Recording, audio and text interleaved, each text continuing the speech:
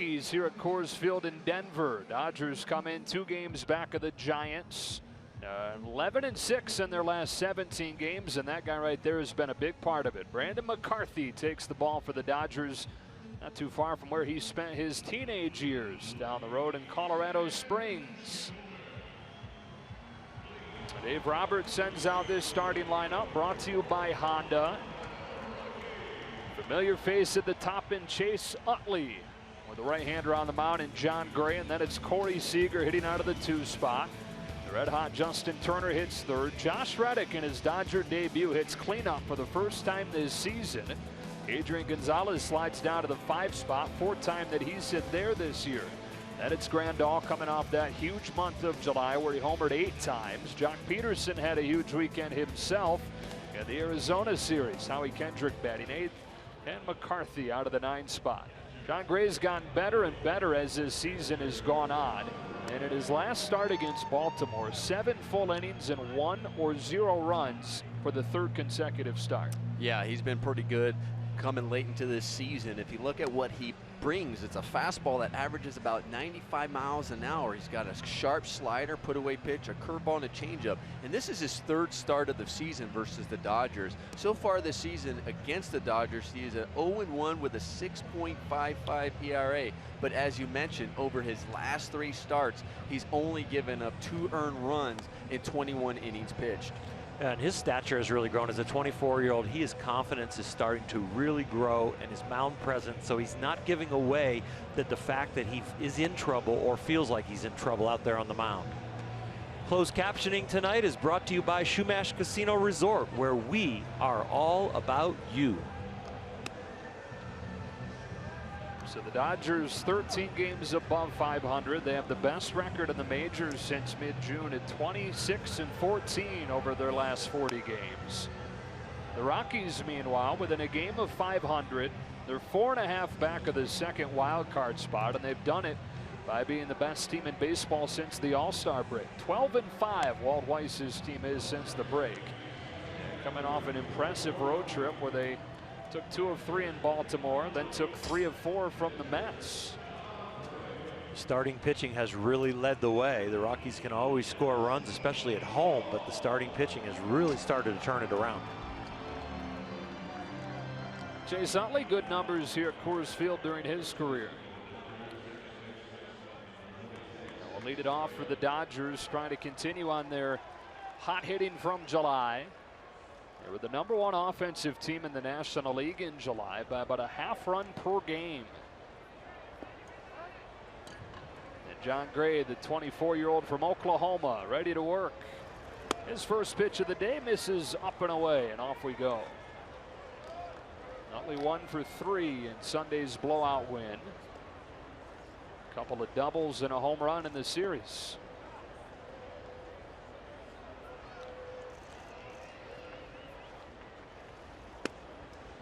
One and one. Chase kind of had a rough homestand other than that series against Arizona. 3 for 16 on the whole homestand, and the 3 hits came against Arizona. He corks a fly ball down the left field line that'll peel foul, and it's 1-2. Seager and Turner to follow in this first inning against Gray. John Gray's done the impossible in this ballpark this year. He's 4-0 here after a rough start to his career here in his home yard. The turning point for him was in his start against the Dodgers, which was his season debut. And you look at the surface numbers in that start, you'd say, how in the world was that a positive turning point? Gave up a pair of home runs in the first inning, but wound up striking out 10 in that game, and said he gained a ton of confidence. Utley pops it in the air. Arenado with a long run into foul ground to make the play. Well, let's have a look at the Rockies defense, brought to you by Clamato. And at shortstop, Daniel Descalso's playing short. This is his first start of the season at shortstop. He's out there because for the Rockies, got some unfortunate news today as their star rookie Trevor Story, shortstop, is out for the season. needing surgery on a ligament damage on his left thumb. Terrible news for Colorado as Seager stands in. You know, it's been a 3-horse race in most people's eyes for National League Rookie of the Year between him, Story, Seager, and Aledmys Diaz in St. Louis. Story lost for this season. Diaz lost for at least a few weeks with a fractured wrist that he suffered when he was hit by a pitch over the weekend. It's really unfortunate, obviously, for all those teams. You don't want to see anybody get hurt, and they've been so valuable to their team's success, especially Story. And this team in home runs, RBIs, and he goes down. 0-2 to Seager is upstairs at 95, ball 1. The thinning of the field and the thinning of the opportunity of the field to accumulate statistics, with Corey being the healthy one, that gives him an advantage now as he starts to build the resume for the whole season in those votes. Seager on 1-2 takes it low and away. 2-2. Now Seager since late June has the #1 batting average in the majors, getting .381 in his last 33 games. Waits on this 2-2 from Jon Gray. And the count goes full. Jon Gray is very tough with 2 strikes. Overall this year, hitters hitting .110 coming into this game once he gets 2 strikes on you. And Seager foul tips it into the mitt for strike 3. The 2 up and 2 down in this first inning. Well, he's been down in the zone with the fastball. The pitch before that was 97 miles an hour that just missed the bottom of the zone. Hitters, you think, okay, he wants to stay down. He wants to bring the heat. Doesn't want to walk me 3-2. And then he ends up throwing one up, kind of off speed. Your eyes get really big. You can't lay off, think you're going to catch up to it. 12 of those 18 home runs, 36 of those 60 RBIs have come in his last 36 games. And both those marks during that stretch lead the National League. Missed his spot, found the zone, strike 1.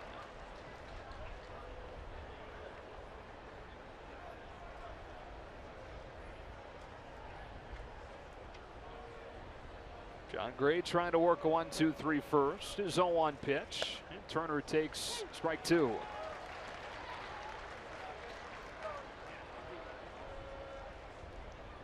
Jon Gray, the former 3rd overall pick of the Rockies only 3 years ago out of Oklahoma, after Mark Appel and Kris Bryant. Appel right now in the Phillies organization. Houston took him over Kris Bryant and was part of a trade last year, still trying to make his big league debut. And Bryant obviously thriving with the Cubs, one of the leaders in the MVP race. Gray with another 0-2. Turner fouls it off to stay alive.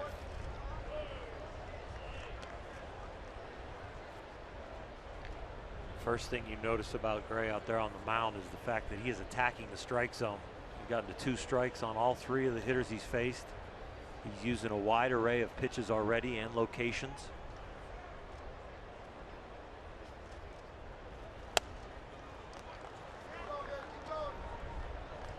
And then when he needs it, he's got 96, 97 in his back pocket.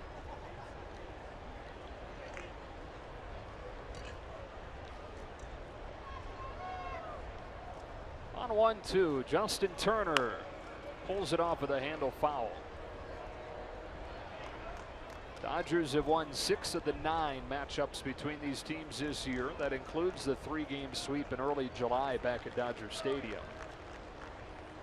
The first of 2 3-game trips through here this month.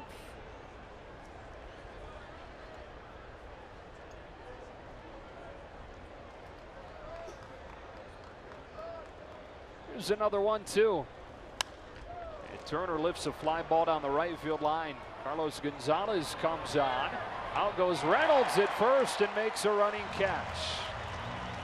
And so the Dodgers down in order in the first inning, and Brandon McCarthy takes the ball, and you come back.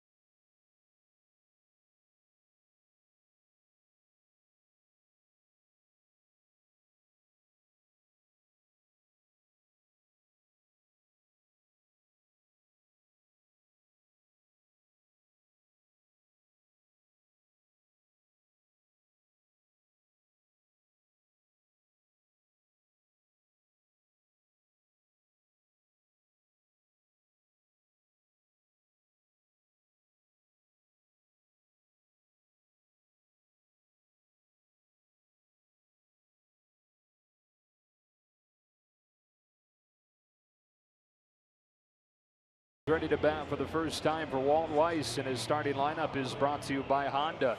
A lot of guys in here having career years. Charlie Blackmon is one of them at the top. DJ LeMahieu's having an excellent season as well. Gonzalez and Arenado, as good of a 3-4 punch as you'll find in the National League. David Dahl, 22-year-old rookie, is busted out of the scene over the last week. And Reynolds, Descalso, and Hundley round out his lineup in front of Jon Gray. Here's Brandon McCarthy, ready to go for the Dodgers. He was born in Glendale, California. Spent his early years in Pasadena, but then spent his teenage years a little more than an hour from here in Colorado Springs to Cheyenne Mountain High School. Charlie Blackmon climbs in. McCarthy comes home, and there's strike one.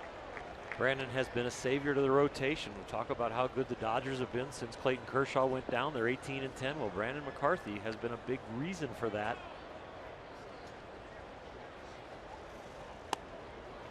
Another than two. A two-seamer with movement. It's going to move less here at this altitude. The curveball has been an outstanding out pitch for him. Probably not going to break quite as much. He's going to have to throw it out level and hope that it breaks. Really can't throw the big one that goes up first and then comes down, which he's really featured.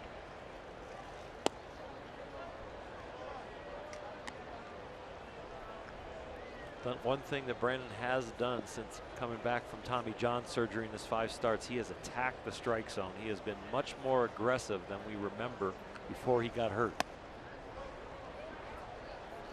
And trying to recover from his first loss in a Dodger uniform against Tampa Bay on Wednesday. Lasted only 4 innings in that game and allowed 3 runs in a 3-1 defeat. Here's his 2-2. Blackmon fouls it off as rain starts to fall a little more heavily.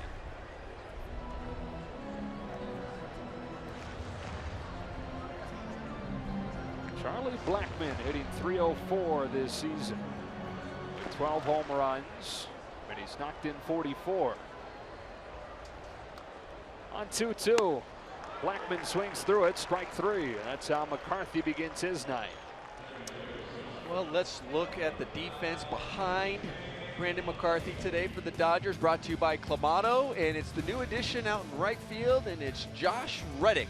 Talk about how he's brought over. We talk about his offense production, but 2012 Gold Glove winner in the outfield.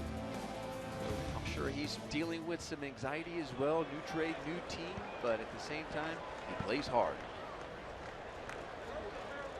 DJ LeMahieu climbs in and looks at a strike from McCarthy, and a lot of the fans starting to head for cover with this rain coming down more heavily than when the game started. It was sunny today, so it counts as one of the 300 or so sunny days they have here in Colorado, right? Yeah. Just want to make sure. It's really humid today. It started to cool off, less humid as the storm started to move in. Sure didn't look good on the radar you pulled up a little bit ago. No. It looks like it was going to pass through. Our crew chief is Mike Everett, who is behind the plate, so he is right there in the thick of it to understand how it's affecting the pitcher, the catcher, the batter's box.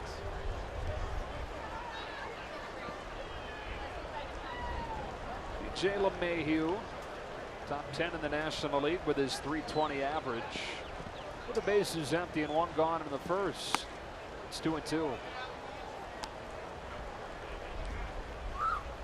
Not something you want to deal with is a rain delay in your 6th start coming back from Tommy John surgery. I'm sure Brandon would hope that they put off delaying this game at all costs. Remember 2 starts ago in Arizona, what, 1 pitch into his outing, there was the foul tip off of the umpire's mask and a 15-minute delay because of that. Right after he'd thrown his warm-ups, gotten ready to go, and finally got out there to make the start and had to wait another 15 minutes to throw his 2nd pitch. It's 3-2 to LeMahieu. He's fouled off. He did a good job, though, not letting that delay affect him. Down in Arizona, came in and settled down. Well, I'm sure Mike Everett was advised on the radar before the game started because this storm just didn't surprise people, and I'm sure he'll be meeting with the head groundskeeper in between innings if they make it through this half inning. McCarthy overthrows a couple during this AB. And they are going to send the players off of the field and bring the tarp on. That pitch that misses by several feet enough. You see a pitch missed by that much from a guy who's attacking the strike zone. There's something wrong with the footing, or the ball got some raindrops on it as he was in the delivery and it slipped out of his hand. That was his second the one that pitch came like inside. that. Yeah, second pitch during that at bat that got away. All right, so it is officially a rain delay here in the series opener between the Dodgers and the Rockies. Putting the tarp on here in Denver.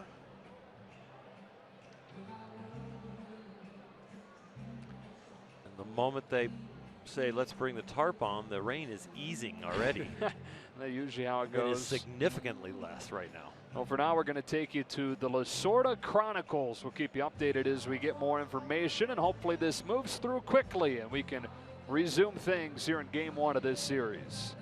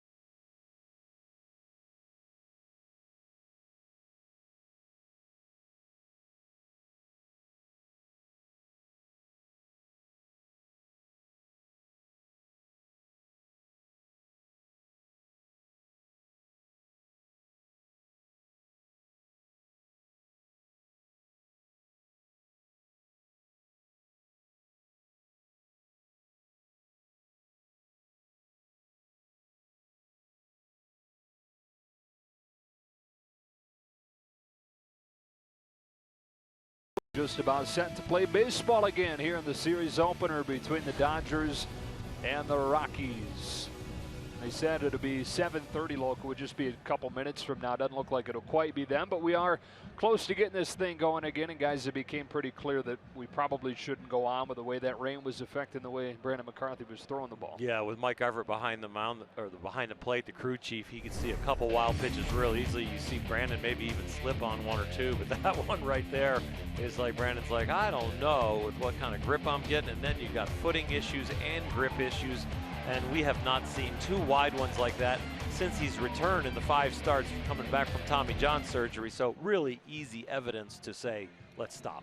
This is a hot Rockies team, but they got some bad news today. Trevor Story, their all-star shortstop, with a thumb injury that he suffered over the weekend. He hurt it on Saturday, had Sunday off, and they were hoping that he'd be back today, but the results of further testing show that he needs surgery and is likely done for the year. Yeah, the ulnar collateral ligament in that left thumb. You saw him as he dove in there, and he kind of jammed it into second base, and then when he dove there for that ground ball, and it's really just unfortunate for this Colorado Rockies team, and also for all of baseball. I mean, he was having a tremendous year, rookie shortstop.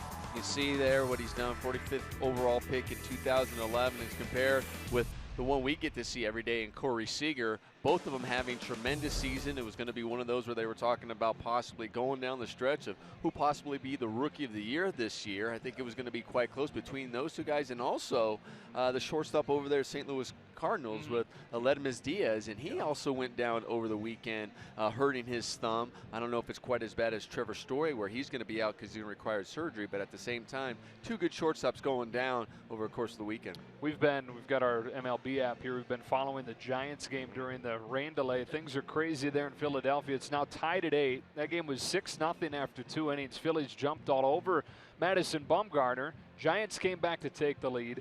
Phillies just tied it back up at 8 and setting the tone for what should be a pretty wild final couple months here, huh? I really think it's going to be a great race. You know, the Giants bolstered himself getting Matt Moore, so that means in the 9 games that we have them head-to-head, they might schedule those starters so that we're going to see Bumgarner and Matt Moore, yeah, 2 lefties, and we haven't hit lefties very well. We're going to have to figure that out as we go, because probably 6 out of the 9 starts against those Giants are going to be those left-handed premium starters. And I guarantee you that was a big determining factor on them trying to get more to add to that rotation. And they also added another one in the bullpen who's also a lefty as well. So when you look at the teams that, you know, they know is hot on the tail as the Dodgers, and you look at their lineup as the Dodgers, and even today, it's a heavily left-handed dominated lineup. So they're thinking, how do we combat them going down the stretch? That was Will Smith, reliever they got from Milwaukee as a left-hander out of the pen for San Francisco. Brandon McCarthy will have as long as he needs to get ready again.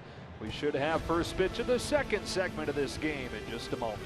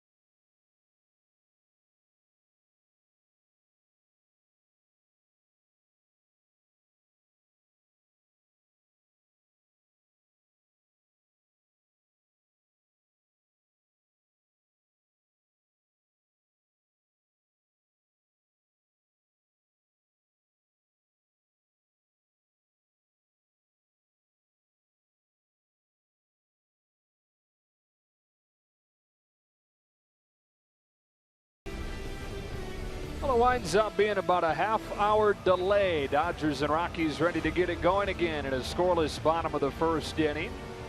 Nomar Garciaparra and Oral Hershiser, Joe Davis here Coors Field. Kelly Tennant down in the field for us tonight. And Brandon McCarthy struck out Charlie Blackmon with that rain falling, but then walked DJ LeMahieu. A couple of pitches getting away from him. Gets it going against Carlos Gonzalez. No assumption right here. 9 stolen bases at first. You got to jump right back in to competing.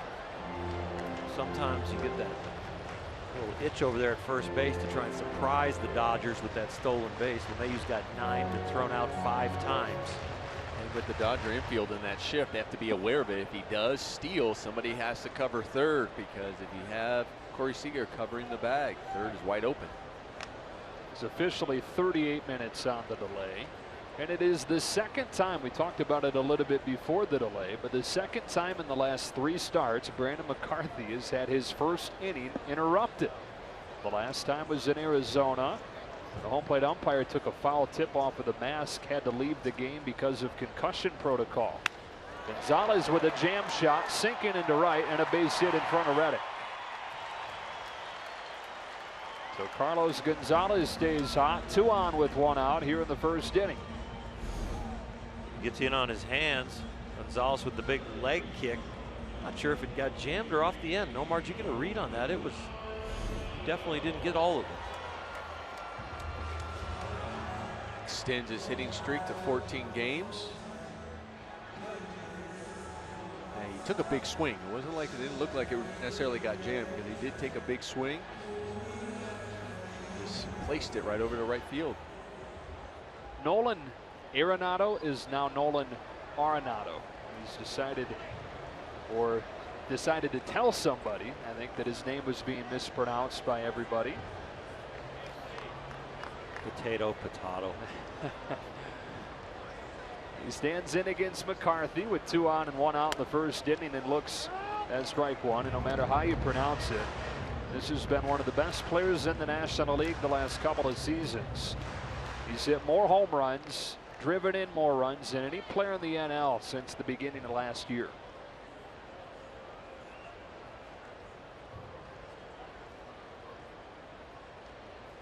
McCarthy brings him in 0-1, and that's down and away for ball 1. So as good as he's been the last 2 seasons in Arenado, he's really the only guy in this lineup that during this hot streak out of the All-Star break hasn't been clicking. Arenado 1 for his last 18. Walt Weiss gave him the day off in the finale in New York on Sunday. Just kind of a mental break. 2-1.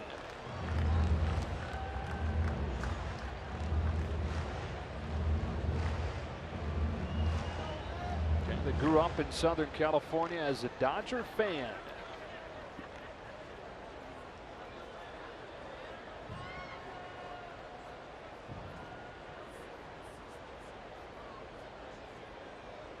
Two-1 on the way, and Arenado hits it in the air foul, 2-2. But not only did he grow up a Dodger fan, but he built a dream by playing at Dodger Stadium right away in his career. Got his first 3 hits as a major leaguer at Dodger Stadium, including his first career home run off of Josh Wall.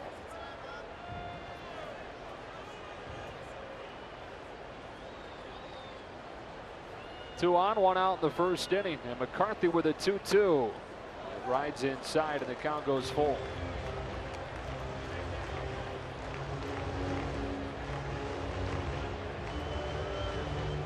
Interesting to see if they start the runners here. A lot of times you don't when a guy has not been swinging the bat well. I think they would trust Nolan if he was swinging it well.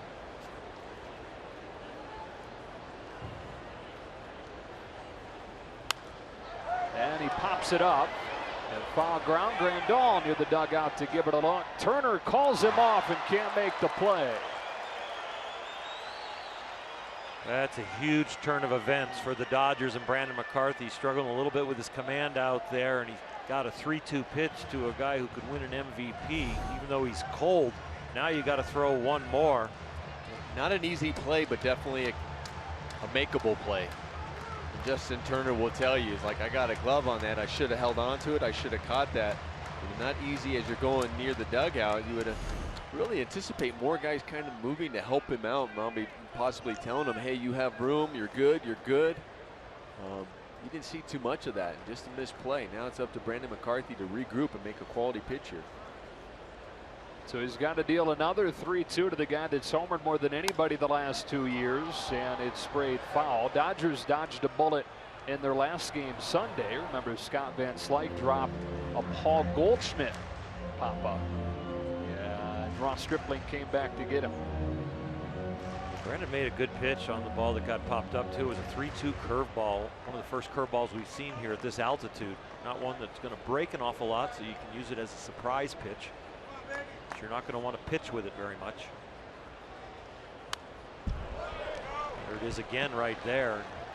You can see the break on that curveball is not as large as it is down at sea level. He has a big hammer.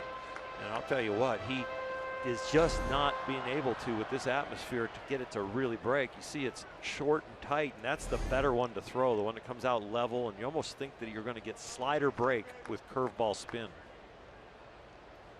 8th pitch of this at bat to Nolan Arenado. It's another 3-2, and Arenado pops it up. McCarthy's going to get him. It's Gonzalez making the catch for out number 2. And you were talking about Nolan Arenado having some struggles as of late, and it's really, that's what you've seen from him. You've seen a lot of pop-ups from Nolan Arenado. We've already saw one in the foul that they couldn't come up with, and they made him pop up again there. Some really good quality pitches from Brandon McCarthy right there under a lot of heat here after that delay. Oftentimes as a hitter, when you're popping balls up like that, you're off just a little bit. Obviously your timing, there might be something in your mechanics, and a hitter like Nolan Arenado, when he figures it out and finds it's not very far off, he'll do some damage. That pitch goes behind David Dahl, and the runners advance to second and third. That's really interesting because we thought the two that slipped or were that wild prior to the rain delay was really attributed to the rain, but this one, the mound has been manicured, everything. It looks like he's trying to throw a cut fastball, and he's just kind of coming around it and hooking it. And all three that we've seen go to the backstop have been in that same area. He's thrown it in that same batter's box to his glove side. Let's see what he does here on 1-0. Second and third now with 2 out. And it just misses off of the outside edge, but back in the neighborhood, and it's 2-0. I don't think Yasmani will call that pitch, and I don't think Brandon, if he does call it, he'll shake it off. Because with a man on third now, with that wild pitch, you got 3 of them in your memory bank. This 25 pitches into the game. Here's a 2-0. Dahl swings through a fastball, 2-1.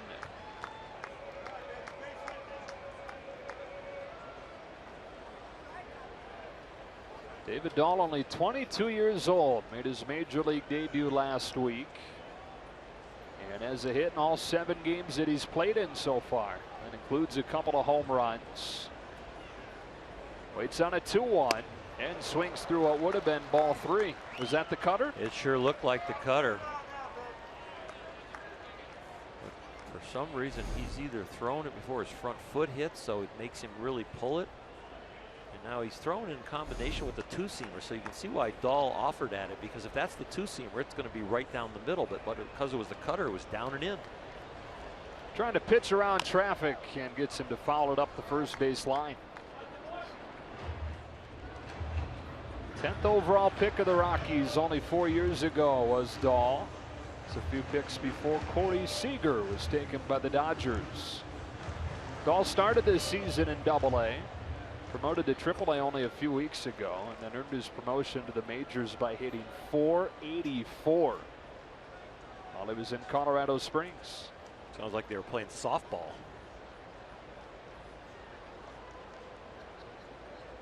Here's a 2-2. Shot foul, look out. Up behind that third base dugout.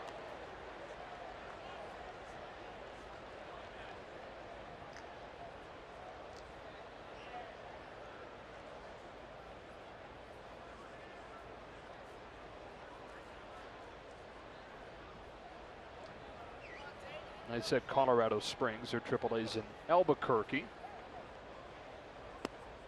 Full count. Duvall doing a good job to come back this year to work his way up through the minors and get that call up. Last year, he had an injury where he collided with an infielder, and he ruptured his spleen in July and set him out the rest of the year, but got through that, bounced back, and made it to the big leagues. Popped up, that'll reach the seats. Yeah, had life-threatening injuries from that. Had to rush him to the hospital. Emergency surgery to stop the internal bleeding, and instead of just fixing the spleen, they removed it. And so David Dahl will have to be on special medication for the rest of his life to overcome not having the spleen, to help his immune system. He's back on the field in 2 months after that scary moment last summer.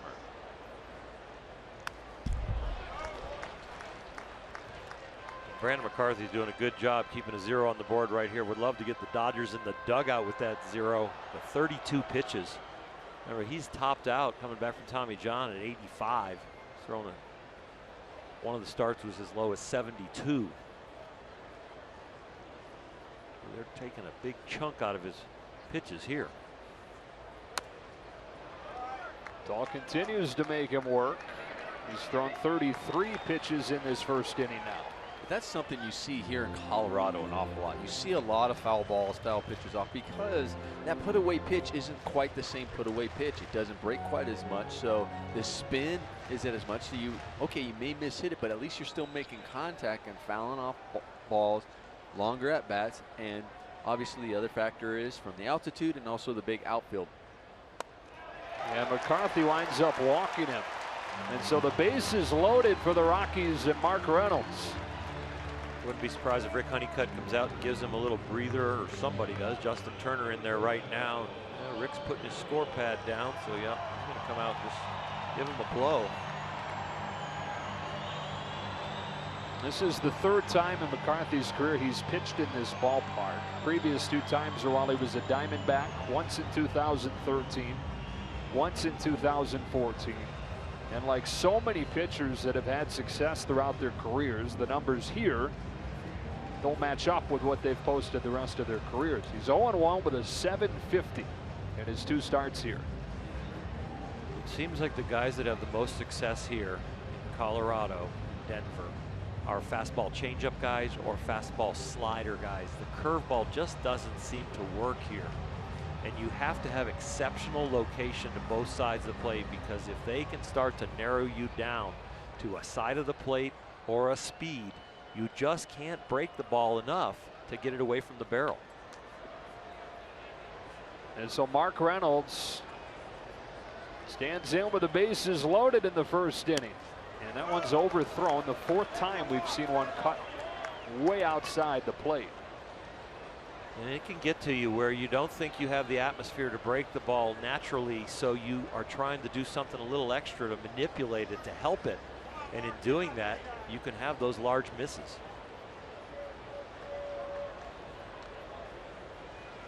It's been so peculiar to watch because McCarthy has been so dominant so far in a Dodger uniform. And now facing a guy that's hit 248 homers in his career in Reynolds. That one misses badly as well. 2-0. That's the curveball, and so the real good curveball turns out to be a normal curveball here at this altitude, and the bad curveball, it just doesn't have enough air and spin to break. So you just hang it out there like that one. You hold your breath on this one. High drive to left center. Kendrick going back on it. He's at the track. He's got room. And this first inning winds up being no big deal. A fly out to the track, and despite McCarthy having to throw 35 pitches in the first inning, no damage.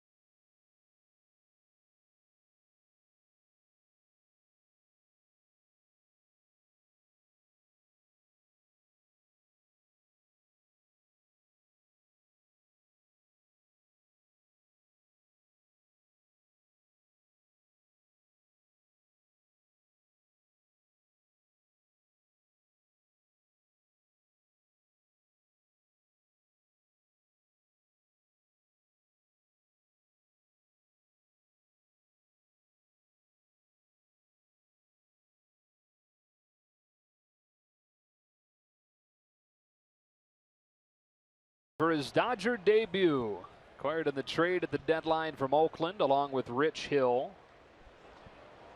Josh in his 8th major league season. He's out of Georgia originally. Red Sox drafted him. He was a highly touted prospect in the Red Sox system before they traded him prior to the 2012 season. 4.5 years in Oakland and now to the Dodgers, and finds himself in the middle of a pennant race. Wearing number 11. He was 22 in Oakland. That, I hear, is spoken for in Dodger blue. 1-1. A couple tweets out there. I think Brett Anderson had one out there, said to him, you know, hey, you're coming over. Why don't you ask for your old number? Yeah. John Gray brings him a 1-1. And Reddick takes strike 2. He used to wear 16 while he was in Oakland. And then Billy Butler came over from Kansas City. And you often hear about guys having their numbers purchased from them. He switched off 16 for an Xbox and a part for his truck. Really? Yeah. Oh, that was nice. He got up easy. A lot of guys get like a Rolex. Well, I don't know what the part was for his truck. It was an electric winch. Oh. So to be able to tow and. Okay. And an Xbox. Yeah. And don't forget the Xbox. The winch isn't enough. You got to throw in an Xbox. Got it done right before the deadline, I hear. He fouls it off. I mean, he could ask for 22. Yeah. Sure. Just ask. What do you think the price would be for 22? I don't think it's going to be an Xbox. Reddick leading off this second inning for the Dodgers and waiting on a 1-2 from John Gray. And he shoots one down the left field line, foul. He's having his best offensive season here in his 8th year. He entered the year with an on-base percentage for his career of .311. It's .368 this year. And that is even with him having to deal with a broken thumb that he suffered early on this season. Had to miss a month and a half because of it.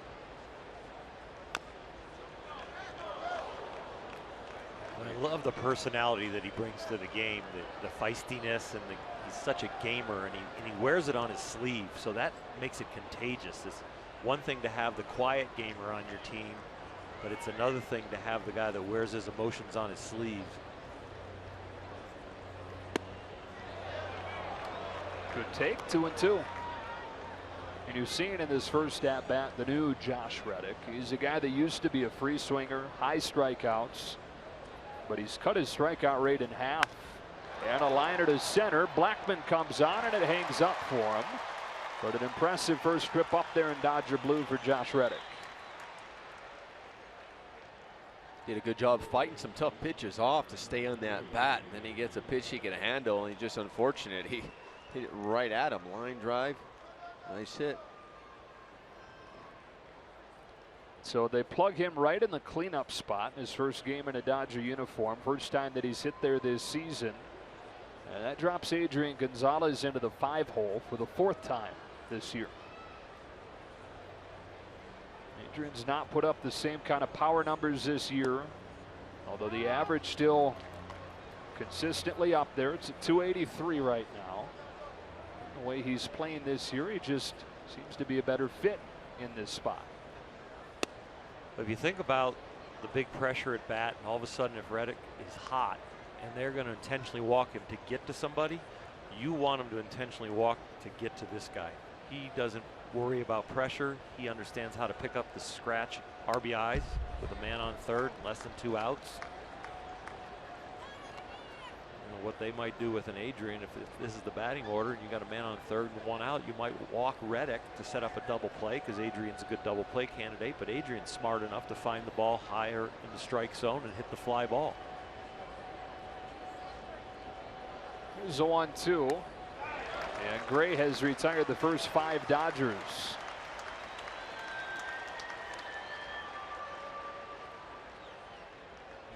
It's that slider, Nomar, that he throws.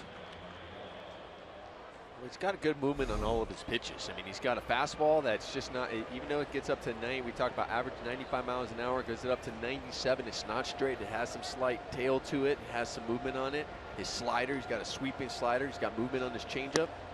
And one thing he's been doing too is he's been throwing his changeup a lot harder. He used to average around 85, but he's not afraid to throw that changeup at like 90 miles an hour because he's more about getting behind it and getting the movement out of it than worried about the velocity. Ball on a strike on Grandal.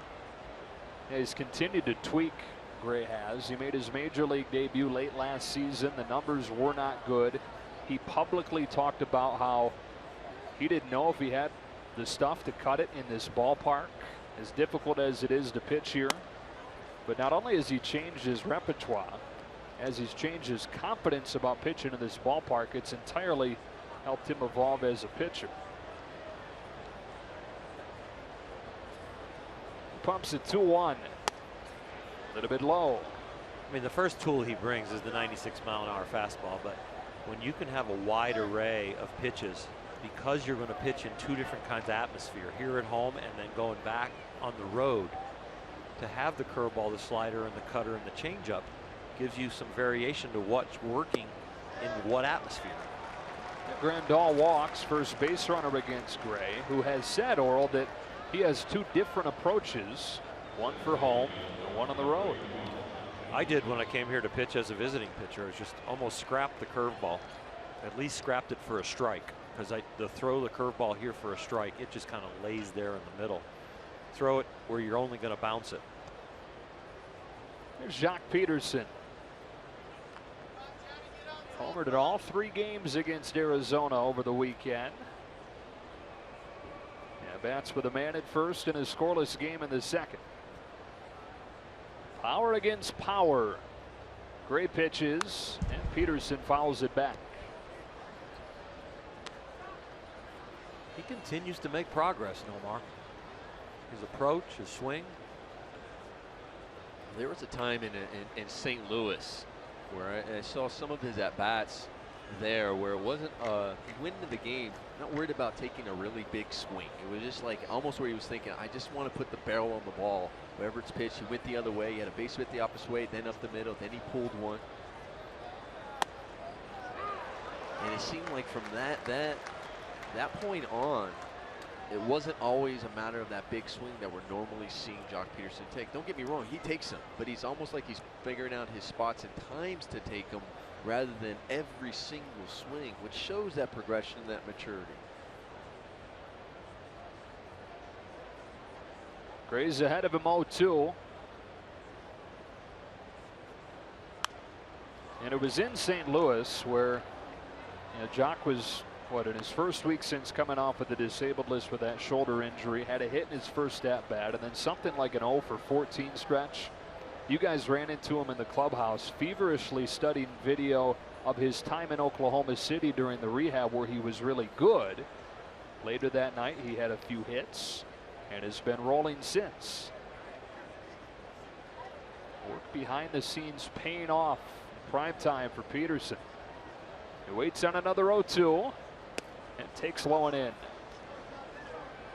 Gray has really been attacking the strike zone. All 7 batters he has faced with the Dodgers, he has gotten to 2 strikes with them. We mentioned before we had the delay that the batting average against the league against Gray when they have 2 strikes, I don't care if it's even a 3-2 count, 110.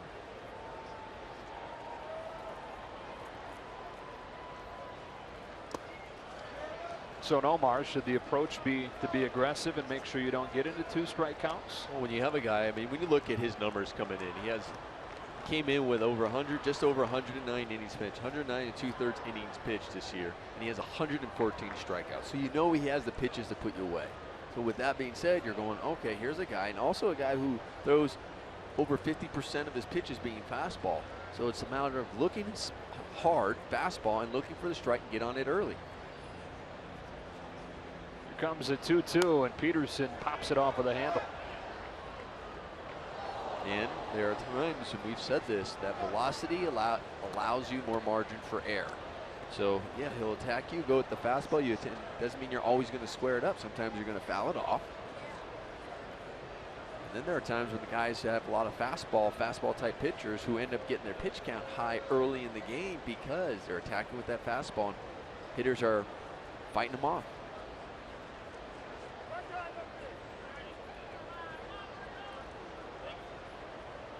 Couple of good at-bats in this inning against Gray, making him work. Similar to how the Rockies made McCarthy work at the bottom of the first inning. The Oklahoma-born John Gray ready for another 2-2. Peterson fouls another. Curveball at 78. It almost acts like a straight changeup because it doesn't break at all here. The change of speed had Jock out front. Q shotted it off the end of the bat.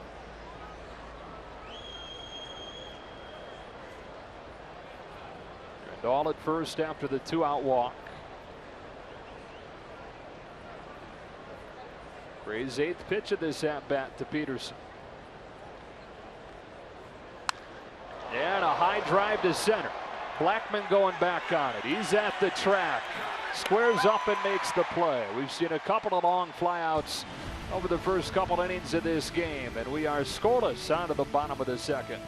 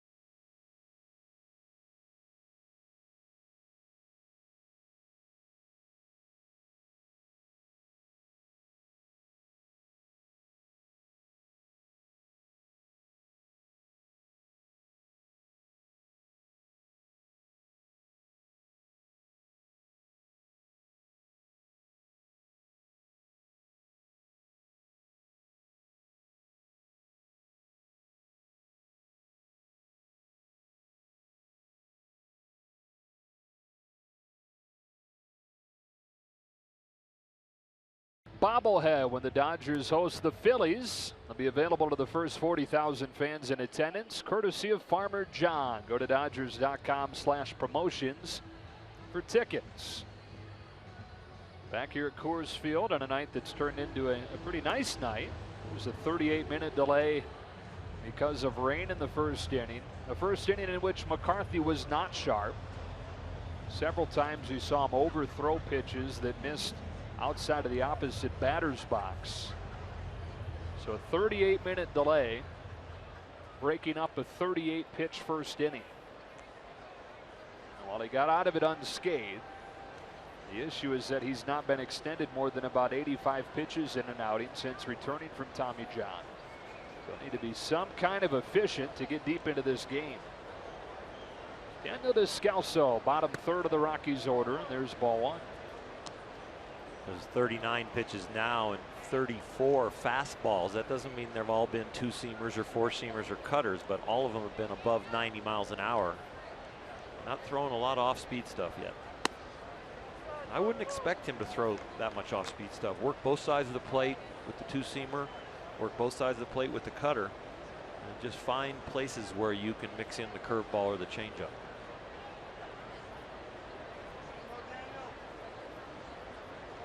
Here's his 2-0, and Descalso shows bunt, lays it up the third base side. McCarthy throws late to first.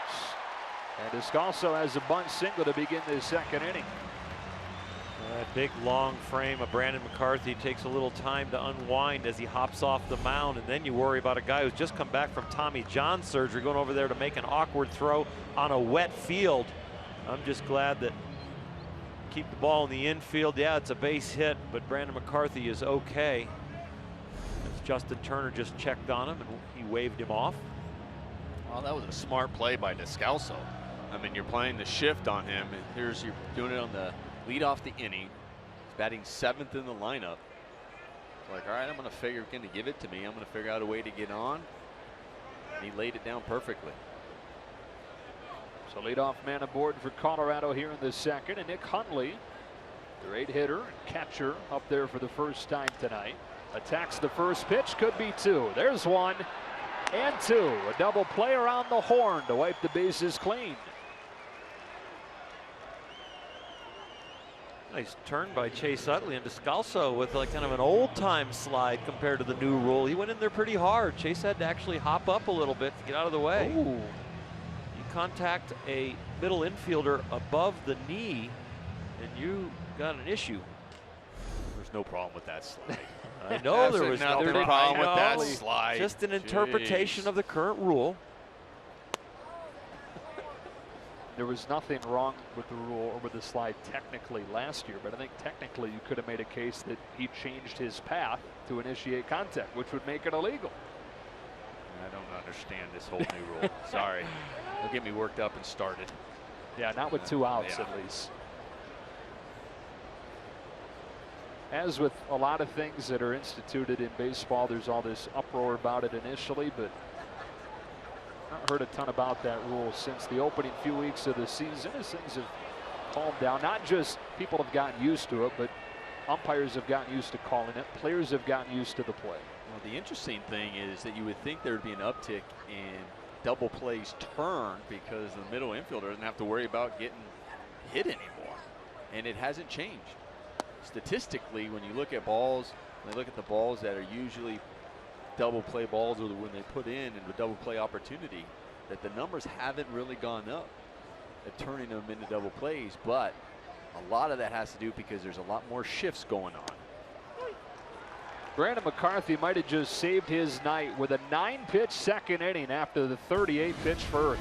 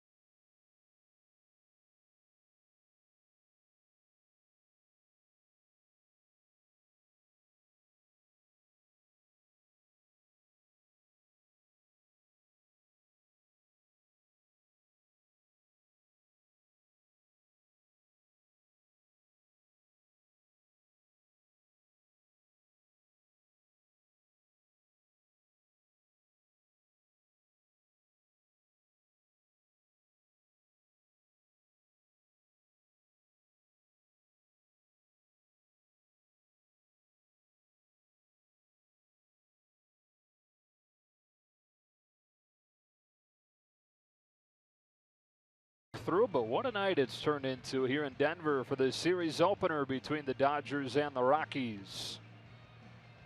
Dodgers at 59 and 46, 2 games back of the Giants. They have the best record in the majors over the last 40 games.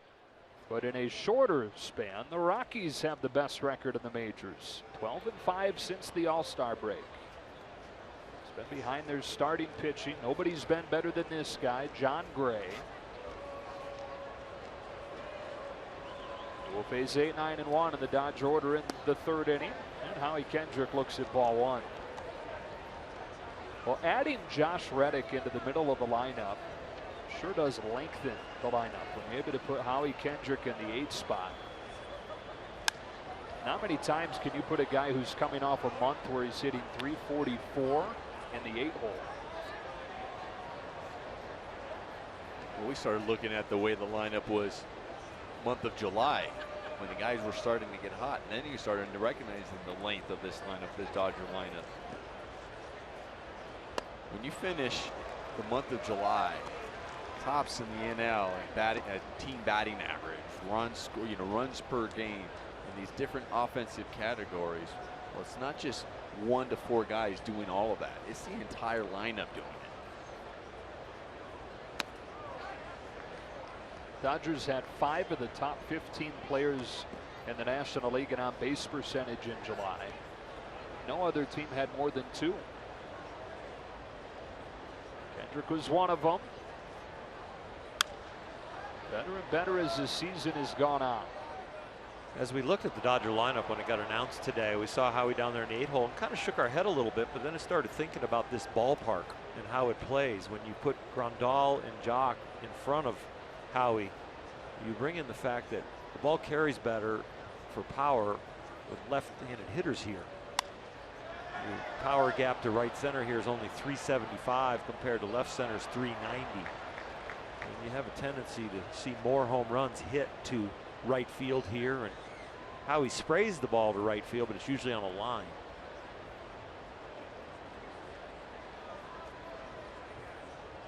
Waits on a 2-2 from Jon Gray.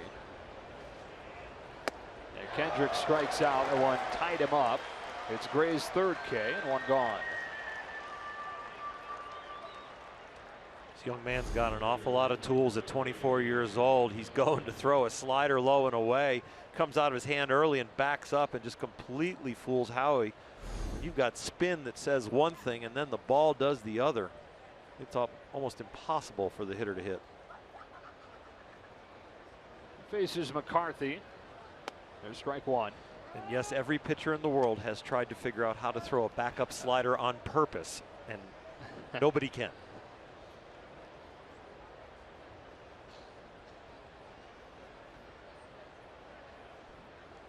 And that backup slider gets the hitters, and it gets the really good hitters so much. Not so much those hitters that aren't good because they just see the ball wherever it is and they couldn't recognize the spin and they just swing and hit wherever that is. But the real good ones who can pick up the spin, that's the one they get because they're anticipating the break. They see the spin, it doesn't do anything. They're already swinging where it's supposed to be if it broke, and they're swinging right underneath it and missing it. Jon Gray once through the order without a hit allowed, the only base runner, a Grandal walk last inning.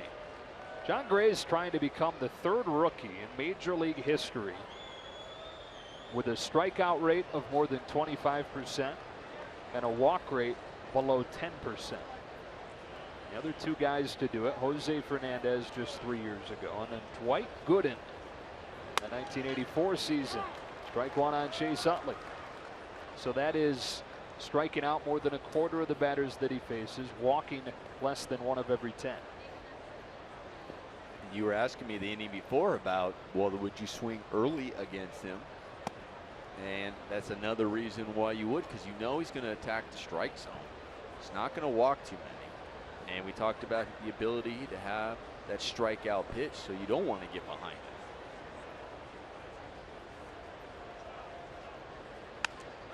Utley rolls it softly off of the hands to first, and Reynolds takes it to the bag. 1, 2, 3 go the Dodgers in the 3rd, and no score here in Colorado.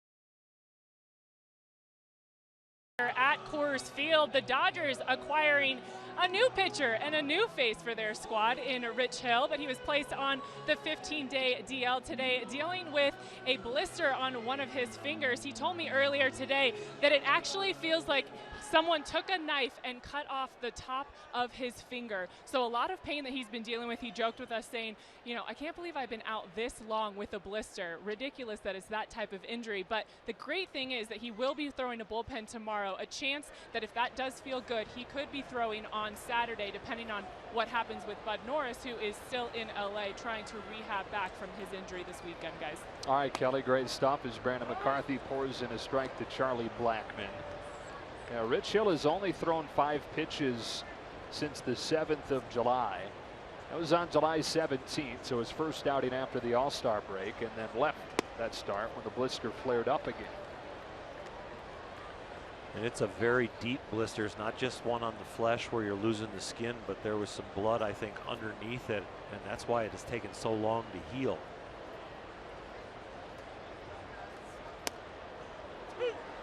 Those creep up here and there with a pitcher every once in a while, and they can be a real pain. Such a small part of your body getting hurt, just a little bit of skin gets rid of all your grip pressure you're feeling, and all of a sudden it starts bleeding. It doesn't work real well when you're trying to do something for finesse. I mean, it's one thing with the pain, and people are like, well, can't you deal with blisters? I've had blisters and you deal with the pain. Yeah, but for a pitcher, it's not the pain, but it's the feel. It's the finesse of it. And let me tell you, as a hitter, if you have a blister, I want you to make sure you feel the ball, because if you're throwing that hard, I don't want it to come slipping out of your hand and put me in danger. So I want to make sure you have the feel on the ball. There's the 1-2 to Blackmon. Yeah, that sinks low, 2-2. So people are sitting at home right now saying, well, why in the heck did the Dodgers go get him? But I think the thought is that with Farhan Zaidi's relationship with the Oakland front office, that there's a certain level of trust there. The Dodgers wouldn't have acquired him if they didn't think that there was a certainty that he would be able to impact this roster positively sooner rather than later. And it's also not uncommon that trainers and medical staffs are dealing with blisters, especially with pitchers. So you're going, okay, why is he on the deal? It's a blister as compared to, oh, he's having shoulder problems or an elbow problem or something different. So that's probably another factor why. Let's go get him, and he's on the back end possibly of that DL. And he can possibly go out there and pitch and hopefully not deal with it the rest of the year. Time now for greater coverage of baseball, brought to you by T-Mobile. Now, he was already on the disabled list in Oakland, but he'll head on the disabled list here and will become the 13th starting pitcher that the Dodgers have used this season. The two teams that have used more down at the bottom of their respective divisions. So he will be the 13th starting pitcher used by the Dodgers this season when he does make his first start, 1 year after they led the majors and most pitchers used. Yeah, we're able to win a 3rd consecutive division title despite all those pitchers used. If you haven't heard of Rich Hill, he's having a tremendous year. Yes, we're his 10th organization, will be the 8th team of the big leagues that he will pitch for. But with a minimum of 75 innings pitched, this guy was leading the American League in ERA. It's just not a nobody right now. He is hot and throwing the ball really well, and probably the best starting pitcher that was available on the trade market for the right price. Yeah, was Chris Sale possibly available? Maybe if you want to give up your whole farm system, but for the timing and for who was out there with all the conversations the front office was having, they acquired the #1 guy. And it has been some kind of road for Rich Hill to get to where he is right now. Debuted with the Cubs back in 2005. Dodgers are his 8th major league team that he's been with, 10th organization overall when you include a couple of minor league stints in there. He was a starting pitcher with the Cubs for a few seasons, then went to Baltimore, started working out of the bullpen, bounced all over the place, and struggled with injuries. Mayhew fouls it off, still 0-2. Went from Baltimore to Boston to Cleveland to Anaheim for a couple of games to the Yankees. He had shoulder surgery in 2009, bounced back from that, but then had to undergo Tommy John in 2011.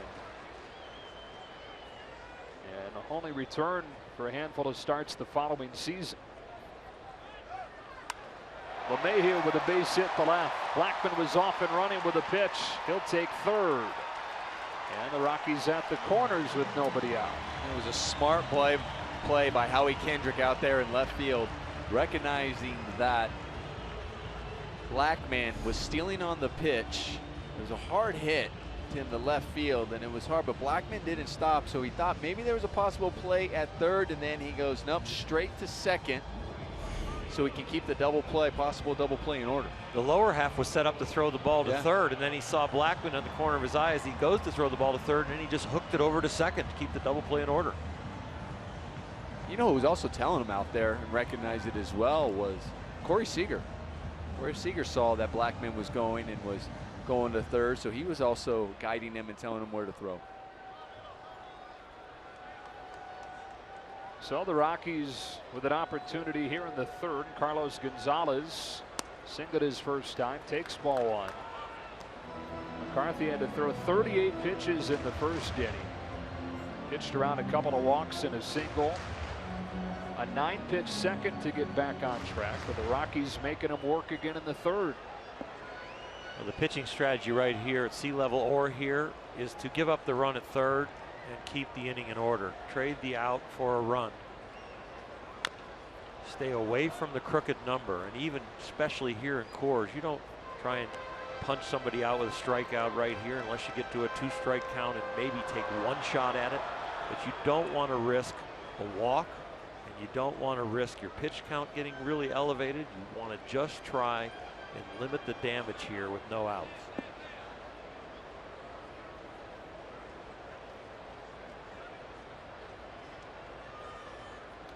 Grandal setting inside for this 1-1, and it misses in. 2 balls and a strike.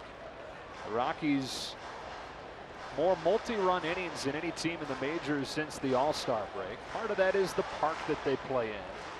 But let's remember they're coming off a 7-game road trip through Baltimore and New York against 2 really good teams, where they won 5 games. On 2-1, bounce to first. Gonzalez has it, thought about coming home, instead will get the out at first, and Gonzalez is out as soon as he starts retreating. But the Rockies score the game's first run and a ground out from Gonzalez. Well, Adrian first was thinking about going home because he knew this wasn't a double play ball, and he thought he had a chance, and then he knew it was going to be close. And you talked about it, Oral, that trading an out for a run, he thought, okay, let's not risk it and possibly be safe. And now the inning, once again, you have first and second and a run scored and nobody out. Let me at least get one out. And by that time, too, since he was committed to going home, he had no chance to go to second. So it was just either the batter or at home. These games are different in this ballpark. They're managed differently. Plays like that are handled differently. Nolan Arenado popped up his first time and pops this one in foul ground, out of play. For the first inning pop out from Arenado, he's 1 for his last 19.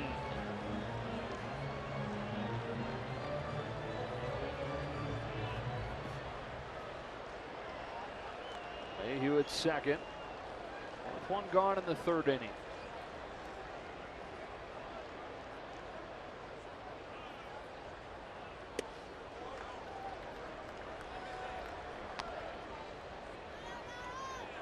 We attributed the wildness on that cutter to the rain early on before we had the delay, but I've got to believe now, as many as I've seen, is there's a mechanical adjustment that needs to be made.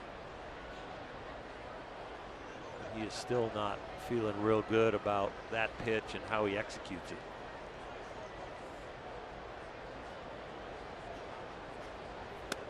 Same thing. Or at what point, for you as a pitcher, do you feel like, okay, it's just not, I don't have that pitch today, I scrap it, let's go back to other pitches? It's a hard one to scrap here because what do you go to? You go to the curveball that doesn't break much here, and I think, you know, your hands can get really dry here also from the altitude. If he's having any problem with the ball feeling slippery, looks like he's squeezing it there at the end, you know, just kind of pulling it, grabbing it. instead of let it come out of his hand naturally. Caught by Turner at third. Arenado can't buy a break right now. Came back to the out pitch, the hanging curveball. Yeah. I mean, they're trying. They're exactly what you said, Nomar. You know, when do you scrap it? When do you go to something else? But this is what you come up with, a curveball that doesn't break here, and you just leave it in somebody's eyes. And fortunately, Justin Turner's in the right place with the right glove.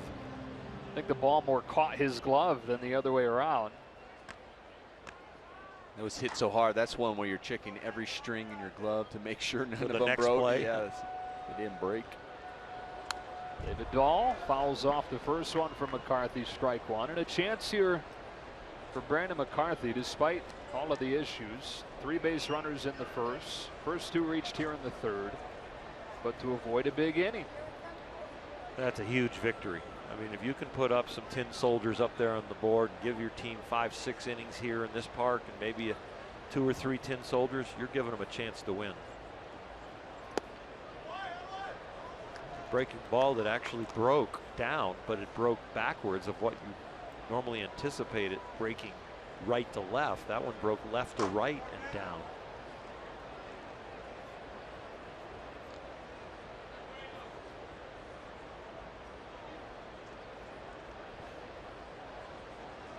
There's Jesse Chavez, acquired in the trade from Toronto from Mike Bolsinger.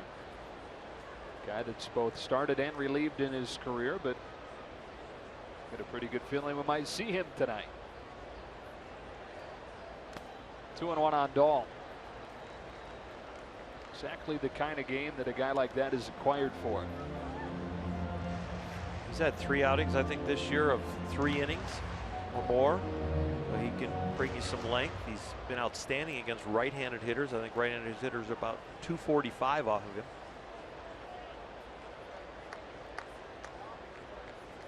Mayhew at second with 2 gone and a 2-1. Dahl takes strike 2. Huge out really here for the Dodgers to get in the dugout only giving up 1. It actually will feel like they have some momentum. I know you give up a run, you're not winning, but to get out of this inning down 1-0, it feels really good in this park.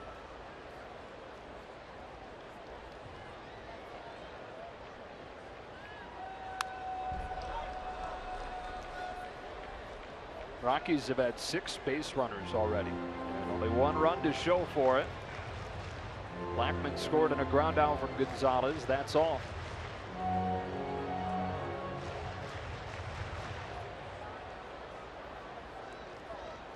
McCarthy grinding through a night where he doesn't have his best stuff.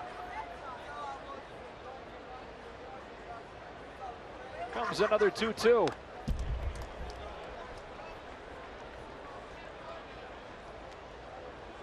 Dahl in the majors at 22 years old. Always been advanced for his age. He played on an 11-year-old team when he was 7 back in Alabama. Dunked a basketball when he was in 8th grade. David Dahl did. I still haven't done that. No, me either. On the ground is second, Chase Utley, and this is a minor victory in this inning for McCarthy and the Dodgers, allowing just 1 run.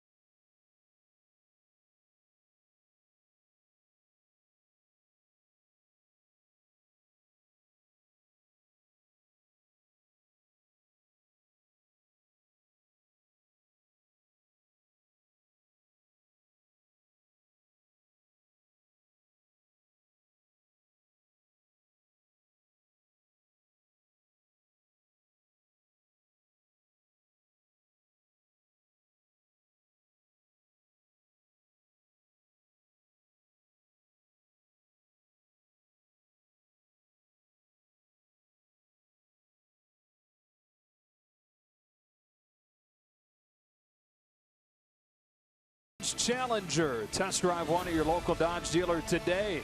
And by Children's Hospital Los Angeles. We treat kids better. Oh, one of the great deadline pickups ever. Manny Ramirez in 2008. 53 regular season games for the Dodgers. He hit 17 home runs. Finished one hit shy of hitting 400 during the regular season, and then was even better during the postseason after the Dodgers acquired him. John Gray misses with ball one to Corey Seager. During the playoffs, Manny Ramirez in that 2008 season, 13 for 25 with 11 walks. Also homered 4 times. Helped the Dodgers to their first NLCS trip since the '88 season. You hear Ned Colletti talk about that deal. That was truly a deadline deal. He wasn't even really on the market. They found out really late all of a sudden he was available, and they put that thing together in a real hurry. 3-way deal. So 1-1 to Seager. He arrived so late, and his stuff arrived so late as a testament to how deadline it was. Mitch Poole, the Dodgers clubhouse attendant, had to spray paint his navy blue glove coming from Boston royal blue to match his Dodger uniform. Number 99. He wanted 34 to wear what Big Papi had worn in Boston. He thought it'd be fun to take after his buddy, but Mitch Poole said nope, that's Fernando's number, and wasn't about to give it to anybody, even if it was Manny. What was it like being in the clubhouse, Nomar, and a team that made that acquisition? Well, I played with him, so I knew what that kind of player and hitter we were getting. But just the impact he had, it wasn't just on the clubhouse, but just the fans in general. Because right when he went out there, I mean, the way he was swinging the bat, it just seemed like he was hitting a home run every time, or it was a big home run, tying the game, putting it the lead. Obviously, you saw the Manny Wood signs out there in left field. It was just energizing, and that energy carried us to the postseason. Seager down on strikes. John Gray has his 5th punch out. Here's Justin Turner.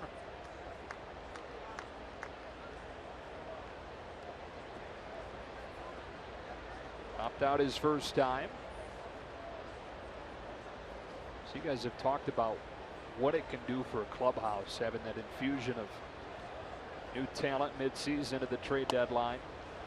How about being the guy that's dealt midseason and trying to find your way into a new clubhouse in the middle of a pennant race? That's not easy because you know the expectations, and then you try to fight with yourself. Turner with a smash inside the bag and down the line.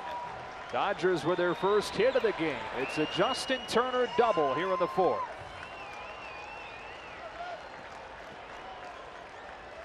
Well, you talked about them keeping that lead to giving up just 1 run in that last inning, how huge that was. Well, here's an opportunity to come back, tie the game. You talk about it can have momentum for the team, and Justin Turner doing a good job on that breaking pitch, keeping it fair down the line.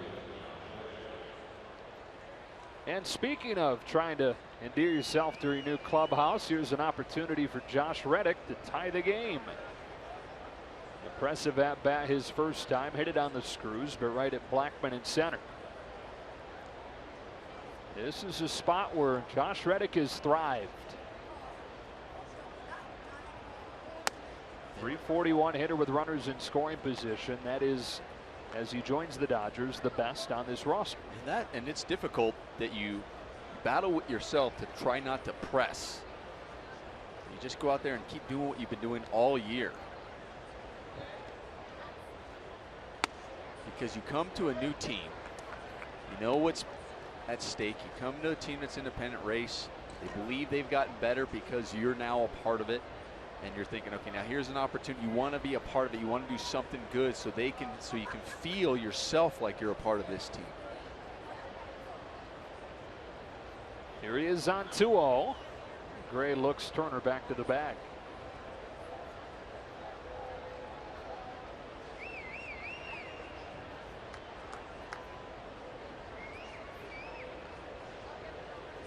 Josh Reddick in his Dodger debut with a tying run at second here in the 4th. Gray's 2-0. Reddick swings over a change, 2-1. It's a really good pitch by Jon Gray. We talked about just the emotion that hitters going through, just gets traded over there. Opportunity to put one on the board for your new team. It's 2-0, you're in the hitter's count, and you take something off of it. So now 2-1, 2-2.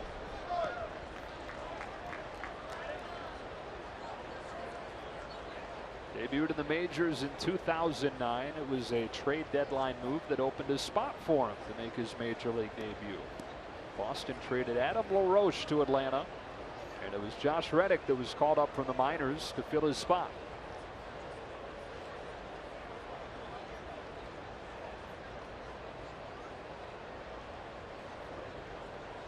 Spot duty his first 2 years in Boston.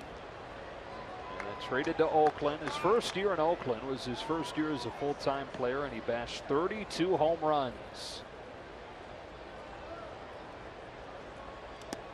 And a full count with a nice stop by Hundley.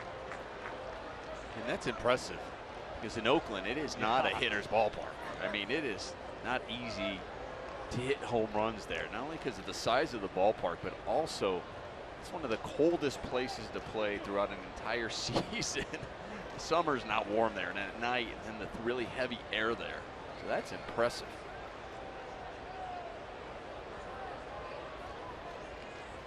Gray's payoff pitch, and Reddick swings and hits a ground ball to first that Reynolds will take to the bag. Up to third goes Turner, and there are two gone.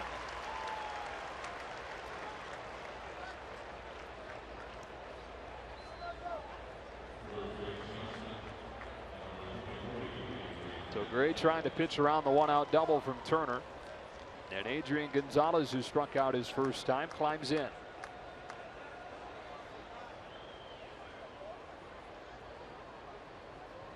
With 2 out and a man on third, they're giving him the middle of the diamond, especially on the left side.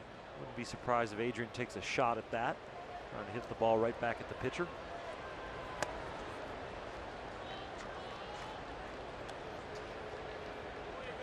Homered against Gray. Sorry, Oral.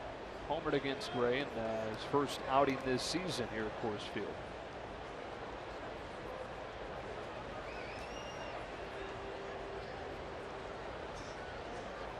Here's a 1-0. 2-0. This Gray is a different shade that we saw in that game. This is a completely different Gray. He is poised out there. He's got a lot of different weapons he can go to. He's been using every quadrant of the strike zone. He understands where he needs to miss and has had good misses.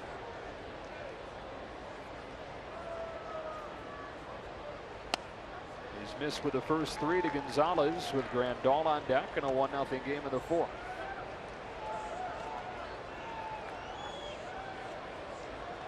This is where you give Adrian, definitely have the green light, but looks like they're just going to intentionally walk him. Be interesting to see if they hold Adrian on at first with Yasmani coming up, being a left-handed hitter. Are they going to give Yasmani the hole? Because Adrian will not steal the bag for sure. And he'd really have trouble scoring on a routine double. He could probably score from first on a long double because this ballpark is so spacious.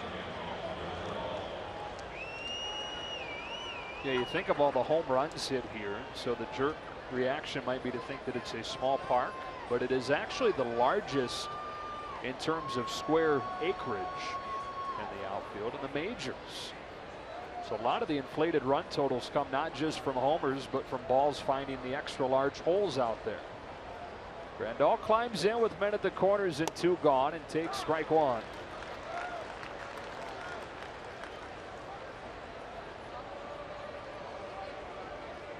I don't like the defense the Rockies are employing if they want to stop Grandal. They've got Mark Reynolds in front of the bag holding Adrian. I'd back him up and just shadow Adrian a little bit, gain some ground.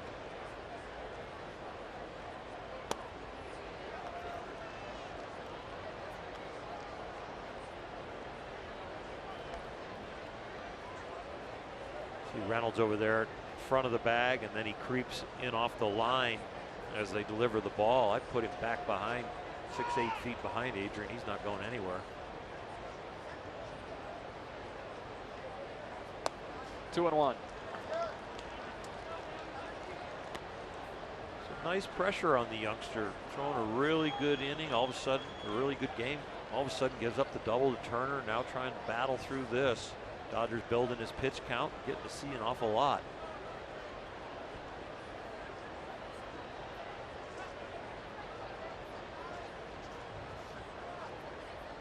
On 2-1, Grandal swings, and it's a fly ball to left center.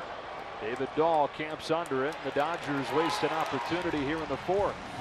On to the bottom half in a 1-0 game.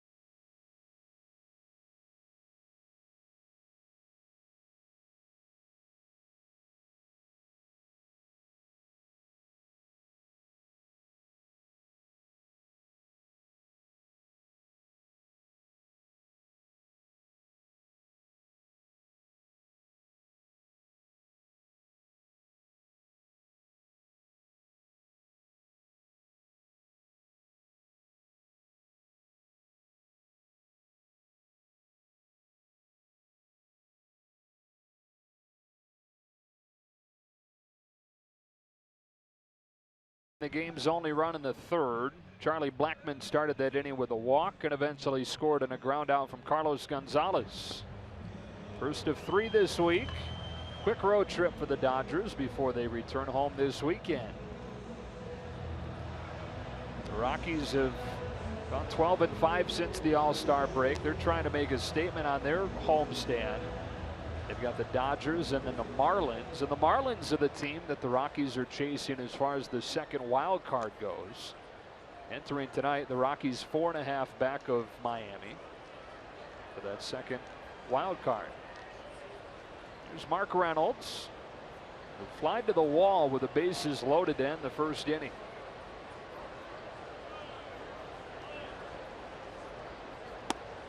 The Rockies were rumored to be sellers heading into the deadline because they were left for dead going into the end of the first half and into the All-Star break. There are rumors that Carlos Gonzalez may be dealt. Charlie Blackmon had been connected several places. But it wound up going where they go on this 12-5 stretch to open the second half. Enough to change their minds from selling, but not enough to convince them to buy. 2-1. We've got very good support here from the fans.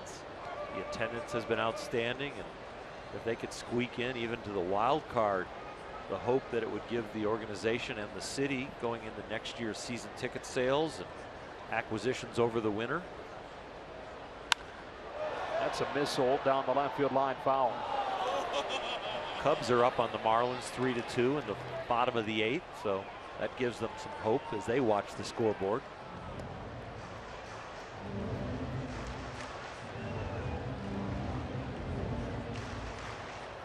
Brandon McCarthy within 8 pitches of his season high here in the 4th inning. Yeah, bringing a 2-2 to Mark Reynolds that drifts away.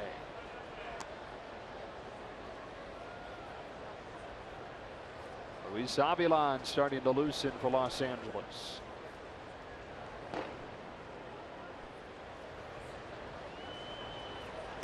McCarthy walks another. He came into the game having walked 9 over his first 5 starts. He's walked 4 tonight.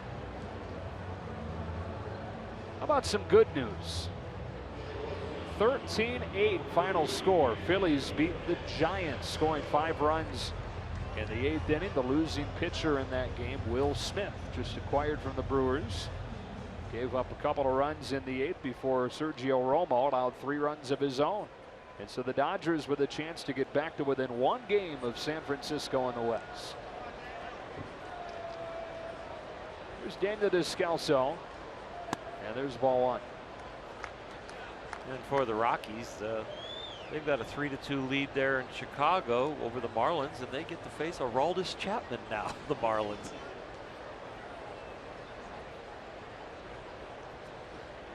Cubs went out and got Joe Smith from the Angels as well to bolster the back end of the pen. 1-1.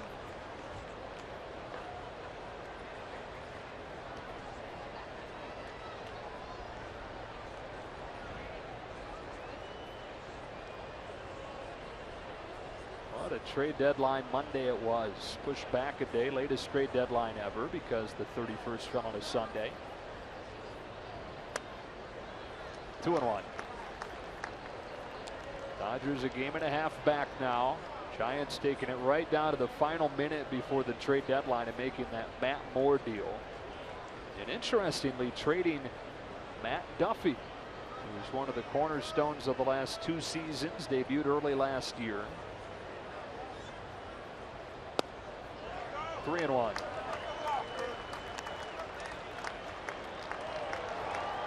You feel for Duffy, though, having to go from a first-place team in a beautiful ballpark in San Francisco to a last-place team in a ballpark that most people would consider one of the worst in the majors at Tropicana Field.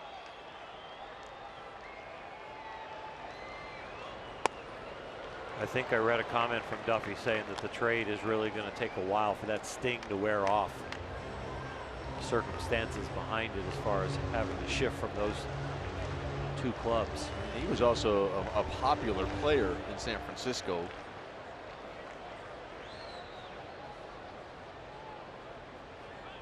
Runner takes off, pitches inside, and that's ball 4. And now they've got to hustle over to cover third because the shift was on. Back-to-back walks to begin the 4th. Tough enough to pitch around back-to-back walks, but then if you add Coors Field and the pitch count coming back from Tommy John surgery, Dave Roberts and Rick Honeycutt really grinding over the fact they're going to want to make a move. Now the Dodger bullpen that threw more innings than anybody else in July and has thrown more innings than anybody else since mid-May. They've been really good, but they've been heavily used. And that theme continuing tonight.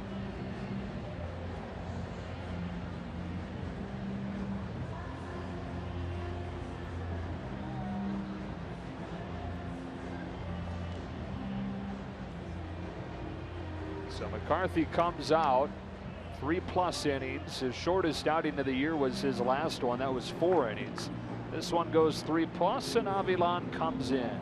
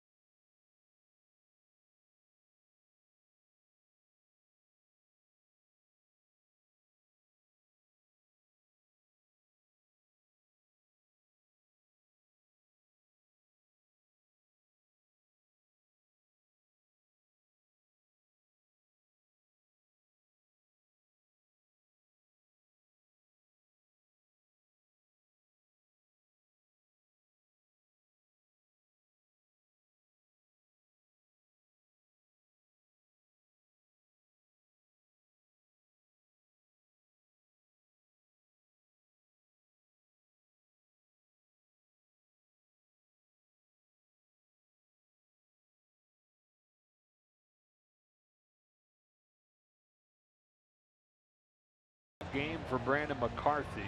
He hadn't walked 4 in a game since 2009 when he was with the Rangers. He didn't have his best stuff, and he was pitching against the elements of Coors Field. And he leaves after 3+, having allowed 1 run, and the men at first and second his responsibility. So Avilan comes into a tough spot. He does. Hopefully he comes out of that bullpen gate throwing strikes, because right now the frustration for the Dodger team and the field and the management on the bench is we need a pitcher to attack the strike zone. And he'll be looking for a ground ball right here or a pop-up, and then he has the benefit of having the pitcher on deck, Jon Gray. So the equation sets that he can get himself out of this inning, get McCarthy out of trouble and the Dodgers.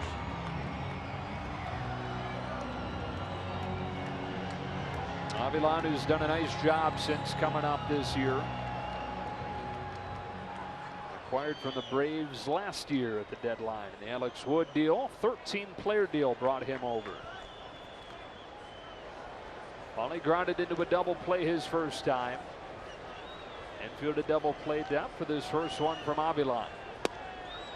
Curls over the inner half, strike 1.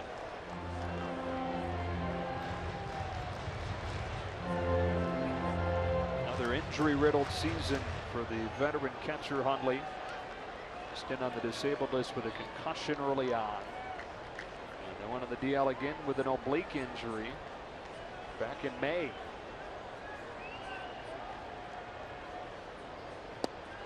Nothing in 2. Outstanding 2 sliders from Avilan so far. The first one a nice solid strike, and the last thing you want to do after throwing a good one is you have to throw a better one. He didn't try and overthrow it and hang it. He made sure he took enough velocity off it, made sure it broke.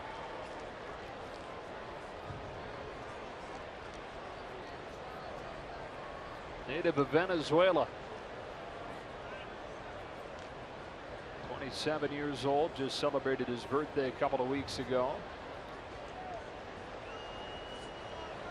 Debuted with the Braves 2012, now his second season in a Dodger uniform. And his 0-2 to Hundley. Line to left center. That ball is down, a base hit. Reynolds is in to score, and Colorado leads 2-0.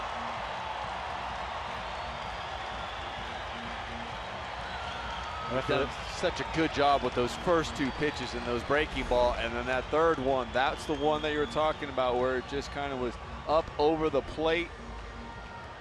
Easy for him to get the barrel to that ball and gets a single. That's how you get that backup slider. You go to throw a better one than the last one. That one came out the top of his hand and almost started to back up. It just hung there and did nothing. The run's charged to McCarthy. Runner at second. McCarthy's responsibility as well.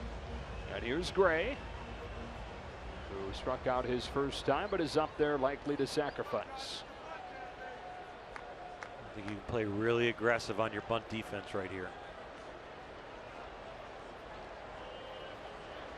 Graintrail will get it to third and does. Avilan has no play. And the base is loaded for the Rockies with nobody out in the top of the order coming up. The fine line between trying to do your best and then executing on the hanging slider 0-2. That was trying too hard, and this right here on bunt defense is trying a little bit too hard as he approached the ball. Tried to barehand it, which when you know it's the pitcher, I mean, it was a perfect bunt. You also know that you have time, and you know when that bunt was laid down, how good it was, that there's really just only one play, and that was first base. So make sure you get it. Don't try to make an amazing play. It looked like he was trying to get his body, bare hand, all in the right position to spin and throw, rather than maybe he possibly get the glove, then set his feet, and still have time to throw him out at first. So now they're loaded, still nobody out. Charlie Blackmon to the plate. Colorado trying to break this thing open in the 4th.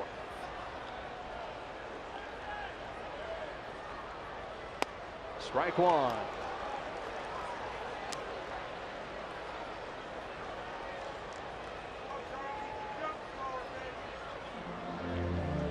The 0-2 slider hanger and misfielding that bunt. Those are mistakes that are really hard to pitch around here in Colorado. It's going to take a big effort to not to keep the Rockies down here. Facing a guy having his best season in Blackman. 30-year-old waits for this 0-1. Nice stop by Grandal. Ball one.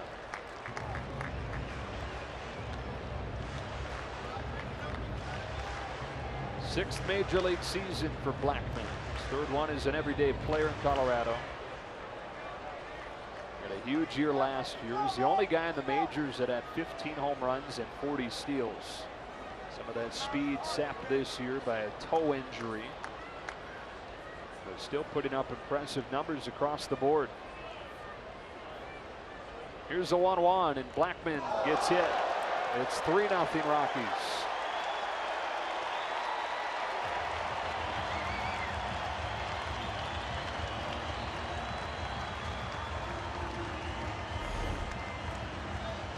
Let's see what this pitch is. It looks like it again, trying to get a breaking ball going. It slips out of his hand.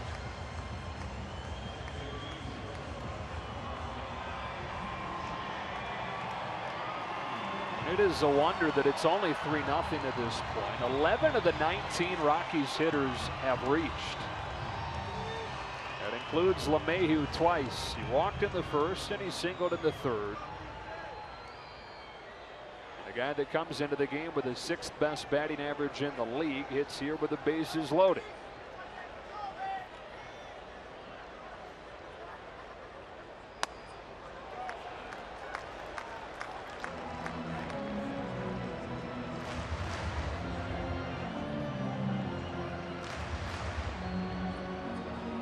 Blackman, LeMahieu having his best season. All-star last year, but the numbers even better this season. Waits on this 1-0. It's 1-1.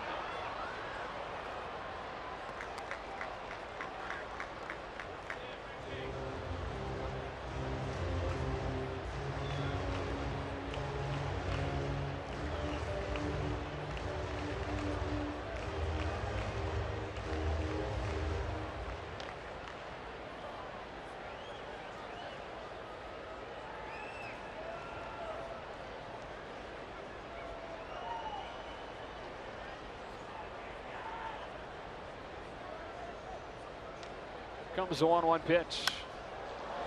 Shot foul, 1-2. Could Avilan use a strikeout here with the big hitters coming up? Gonzalez on deck, then Arenado. Colorado with a chance to break it open in the 4th inning. Already chased Brandon McCarthy from the game, quickly into the Dodger bullpen. I think you take a shot with the elevated up and in fastball, or you go for the down and in slider, one of the two. If you go to throw the down and in slider, don't overthrow it. Just make sure you keep it down. Over the elevated fastball, and he fouled it. Yeah, just hard to pull the trigger on the breaking ball in the dirt right here with bases loaded, and I'm sure he doesn't have a lot of confidence flowing through his body out there unless he's got a lot of good self-talk going on. Like, you know, it hasn't gone the way I wanted so far, but I can still get us in the dugout, maybe down only 4-0 or so. And there's plenty of time in this ballpark. With no out, you might just want to take the risk with bouncing a breaking ball. The reward could be great if you can get a strikeout here and then a double play. He went with it and got him. Trusting his stuff, trusting Grandal, and getting a big first out. You can just see the velocity come off. You can see him take his time with this pitch and release it properly out front. This is one of the biggest breaks he's got. But when you make sure it's down, you have to get it on the correct launch angle, if we can use a hitting term, as a pitcher here in Colorado, because you can't not make up for a bad angle of the ball coming out of your hand with this atmosphere. Well, when he needed the pitch, he came through. That was a tremendous pitch. That's one that you put in your memory bank, and you're going, okay, what did I do? Let me continue to execute it just like that. Doesn't get easier. Here's Gonzalez. Bases still loaded. The left-hander comes home, and Gonzalez looks at ball one. Since mid-May, this is the #1 hitter in baseball in slugging. #2 hitter in baseball in batting average. Went through a 2-for-32 stretch, recovered from that, and has been red hot since. 30 years old, all-star for a third time. Waits on a 1-0. Hits it hard to first. Gonzalez starts it to second. Back to first, not in time, and it gets by Avila. Hundley put up the stop sign. Hundley had scored. Looked back at third where his pitcher Jon Gray started to head home, and then saw Hundley give him the stop sign.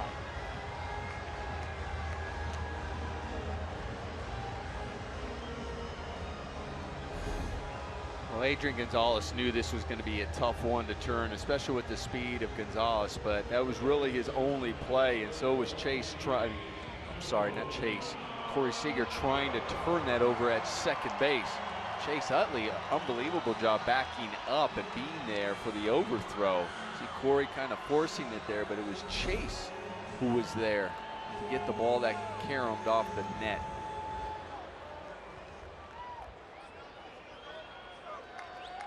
So Hundley in to score the third run of the inning. And Nolan Arenado with runners at the corners. Dodgers are hoping that his line out his last time up isn't a sign of him breaking out. And put him on to load the bases for the rookie David Dahl.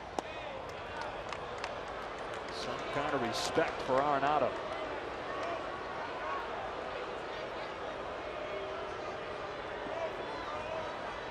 So sets up a lefty-lefty.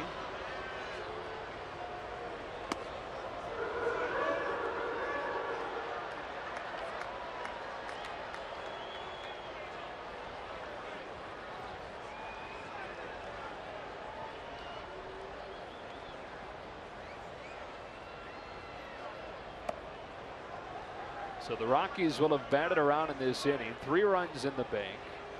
And the bases will be loaded for the 22-year-old rookie Dahl.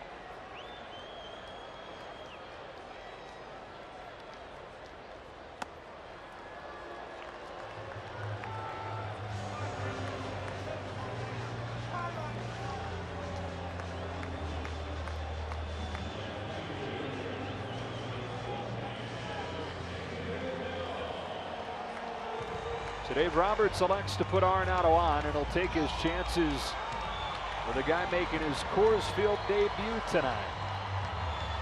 10th overall pick in 2012. Tore his way through the minors this season to make his major league debut last week in Baltimore, and has done nothing but hit in his week in the majors. Avilan trying to keep it close. And starting Dahl with a high strike.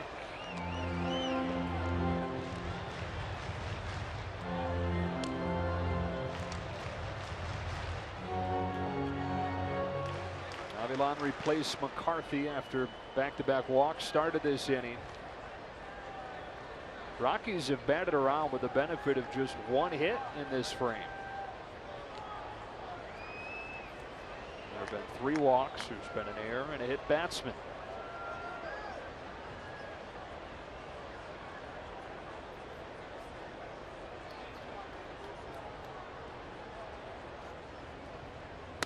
Oh, and 2.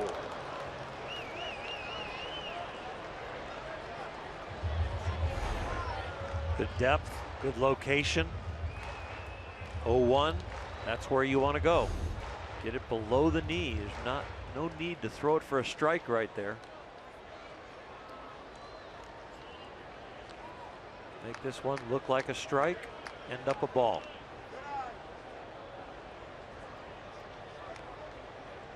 And he gets him. And so the Rockies leave the bases loaded after scoring 3 times in the inning. It's 4-0, but in this ballpark, it doesn't seem that unattainable for a Dodger comeback.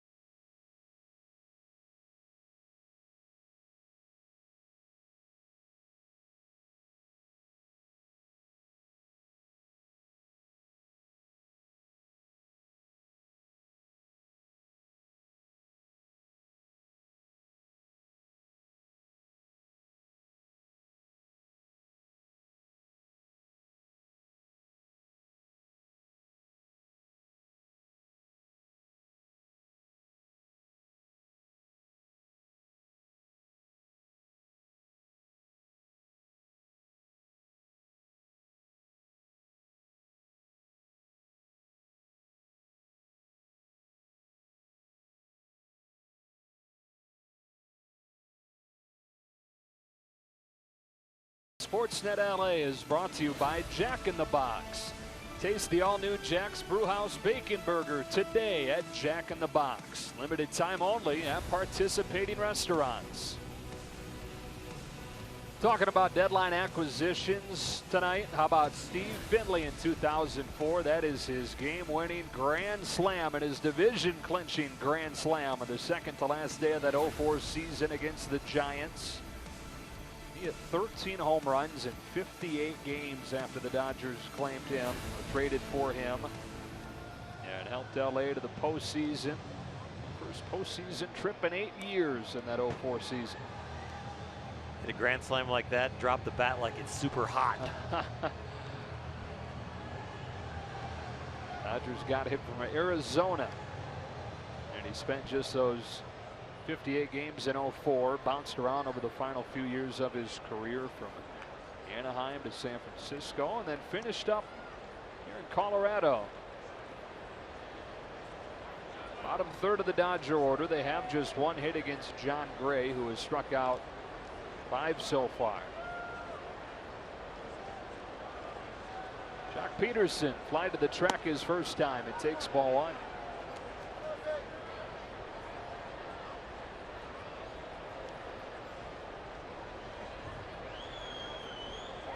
Home run in 3 consecutive games for Peterson. 1-1. J.P. Howell starting to warm in the Dodger bullpen. Avilan third in the order this inning.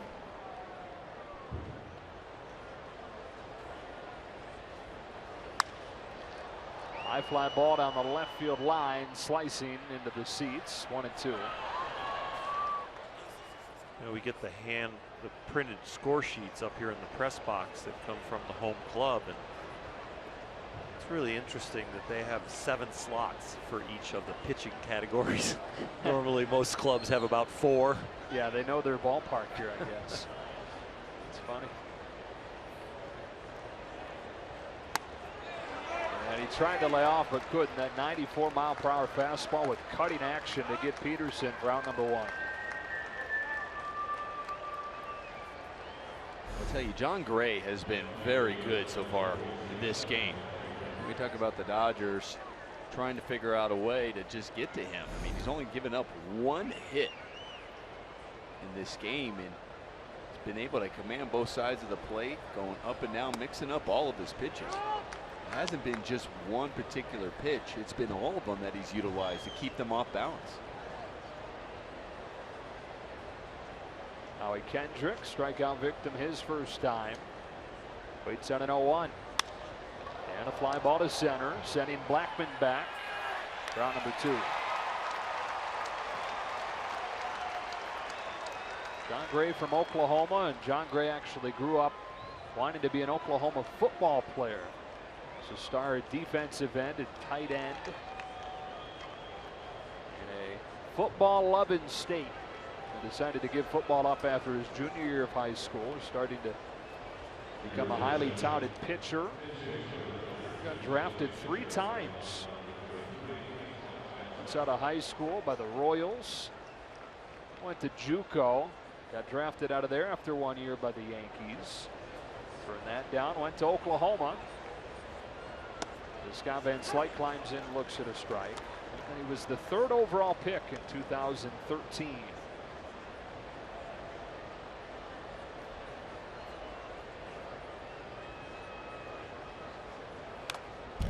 Oh, 2.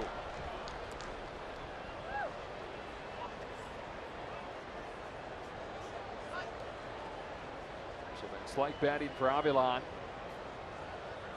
A 4-0 game in the 5th. It's like hitting above 300 over his last 12 games. Pretty good since the All-Star break.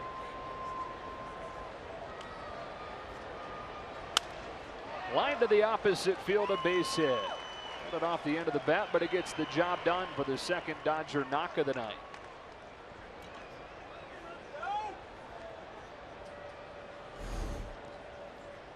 Well, it's good for Van Slyke. You talk about him swinging the bat a lot better, but to continue that confidence coming in off the bench, pinch hitting here. You said he didn't square that up perfectly, got off the end of the bat, but still stayed on the ball very well. Stayed on that one that was tailing away on the outer half. Flicks it over there to right field. And gets it to the top of the order for Chase Utley. It was 0 for 2. Pop out and a ground out. Strike one. On a movement on that pitch. The first time through the order, Gray used his fastball predominantly, mixing in a few off-speed pitches here and there. But since he's gone through the order once, he's really gone to that changeup in key situations, and he's even backed it up, back-to-back changeups.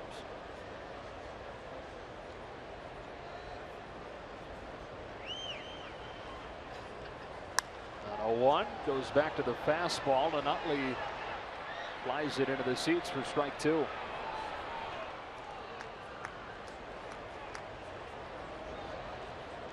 Gray with a chance here to have a 4th consecutive outing of 7 full innings, although that pitch count is getting up there.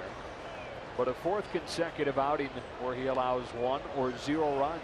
It's all of his starts since the break.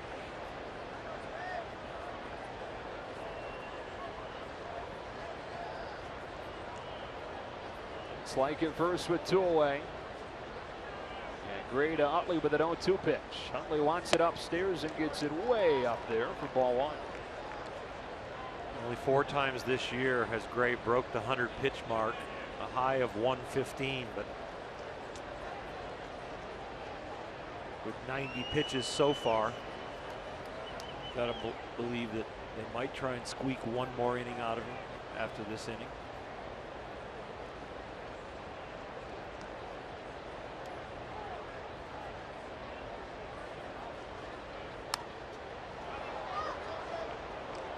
He's had 5 0-2 counts tonight, and he's attacked with first pitch strikes to 12 out of 19 hitters.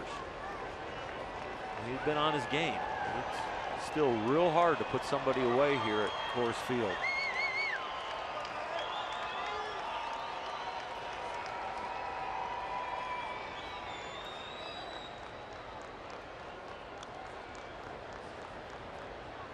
He delivers another 1-2 pitch.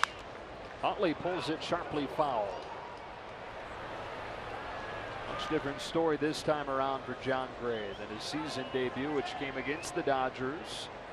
Started the season on the DL with an abdominal strain, and then made his debut April 22nd.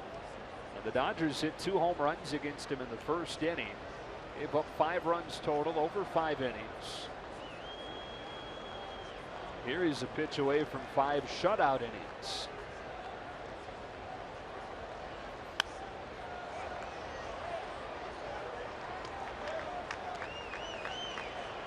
After he gave up those back-to-back first inning home runs, Gray rallied to strike out 10 Dodgers. Said that he gained a ton of confidence pitching in this ballpark on that day, despite the rough start.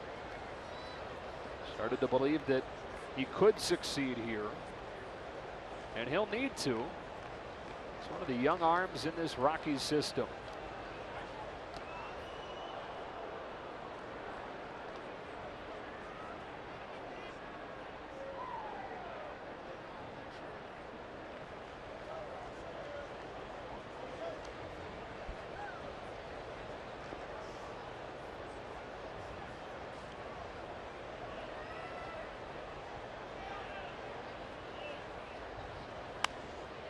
Got in on Utley's hands. Long run for Hundley.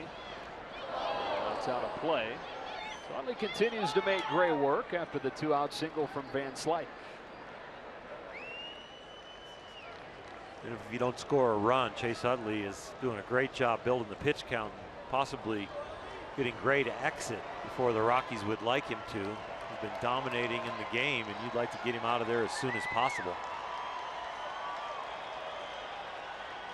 Not too many arms coming out of that Rockies bullpen that are anything close to what Jon Gray brings.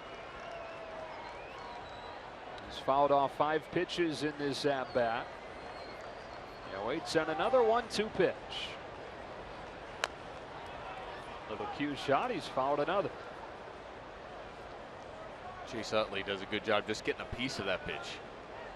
There was earlier in this at bat, there was a off speed that he swung through to start off on a strike, and it broke. And even Chase Utley looked like he was wondering what that pitch was. Had some great movement on it. That looked like the same pitch right there, similar pitch. That one he was able, it didn't break quite as much, but he was able to still get a piece of it to stay alive. We talked about earlier, he's got a wide array of pitches, and he uses different pitches depending on where he is, home or road, because of the atmosphere. I think he's taken a little more off the changeup here in Colorado.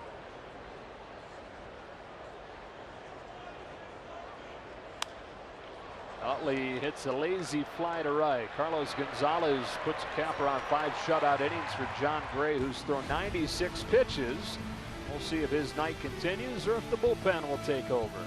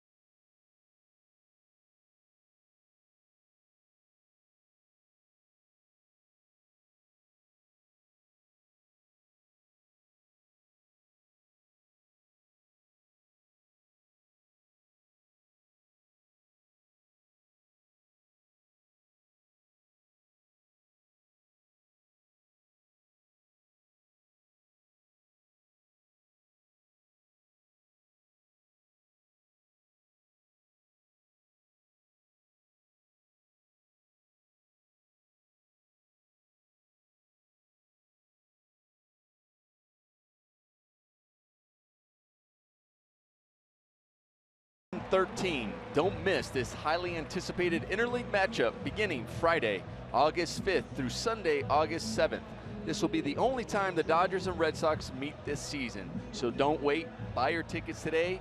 Visit Dodgers.com/tickets.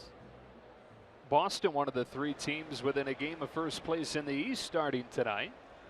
Baltimore's in first right now. Boston and Toronto both a game back. Here's J.P. Howell. After the Rockies batted around last inning and scored 3 runs to make it 4-0.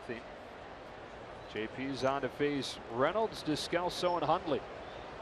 First one to Mark Reynolds. This is low. JP's on a nice run. 17 of his last 18 games he's appeared in have been scoreless. Over those 18 games, a .6 ERA.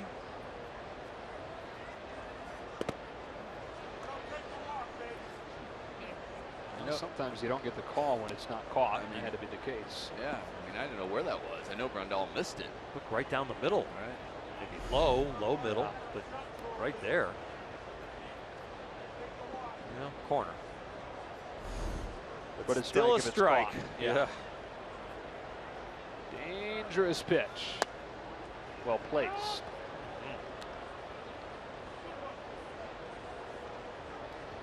Get out there on the mound and you're in this atmosphere. I'll tell you what, and your ball in the bullpen is not breaking the way it should, and it doesn't do it on the mound, you just kind of feel half naked. Pounded to third. Turner's there. And Reynolds the first out. It has to be kind of like a helpless feeling pitching here where you don't have stuff working. Well, the main thing you can control is getting ahead of the hitter, even though it's with stuff that's less than normal for you as far as break. And then after that, you can command sides of the plate and the height. So you have to almost change your priority list if you're a movement type pitcher. And you have to say, you know what, the most important thing is not trying to get extra movement on and making the ball break real sharp. Most important thing is getting first pitch strike and then being to the correct side of the plate with the correct height. There's Descalso, who's reached both times with a single and a walk, and there's strike one. But I mean, don't you know what you're getting into when you come here, or are there nights where it's better than others here? It seems like there are nights that are better than others, and you know, we've done some scientific reading and we've done some asking of players and pitchers, and I'm not sure what nights are better than others. We've talked about humidity readings, we've talked about the wind, we've talked about, you know, when it's sunny here. It's really hard to figure out why the ball continues to break or not break. Opened in 1995. After 2 years playing their games at Mile High Stadium. And Howell getting Descalso in quick order. 2 gone. One thing I will tell you, like on this pitch right here from JP, the reason it breaks is that he starts it on the right trajectory. See how it was almost going down out of his hand, and then the spin just enhances that angle? You really can't throw it out level and expect for that spin to kind of take over. It's one thing Jon Gray has talked about with his evolution in this ballpark, trying to get his breaking ball from looping where it starts up even. Can't survive in here like that. Gray's on deck, which means likely going to see him pitch the 6th inning, 96 pitches deep. It's amazing about this ballpark. I mean, it just affects the game so much. I mean, it affects the pitchers, hitters. It has a factor on the game. And it's always on the players' minds. I think it's actually a larger factor than maybe the talent on the field. There are some things that just happen out there that it doesn't matter how talented you are if you're out talenting the other guy. Because you can have pitchers on the mound that should be having great stuff, and the elements just get to them. Jim Leyland couldn't handle it. Yeah. He said, I can't manage here. Hard hit. Howell deflects it into center. And that is an infield single for Nick Hundley.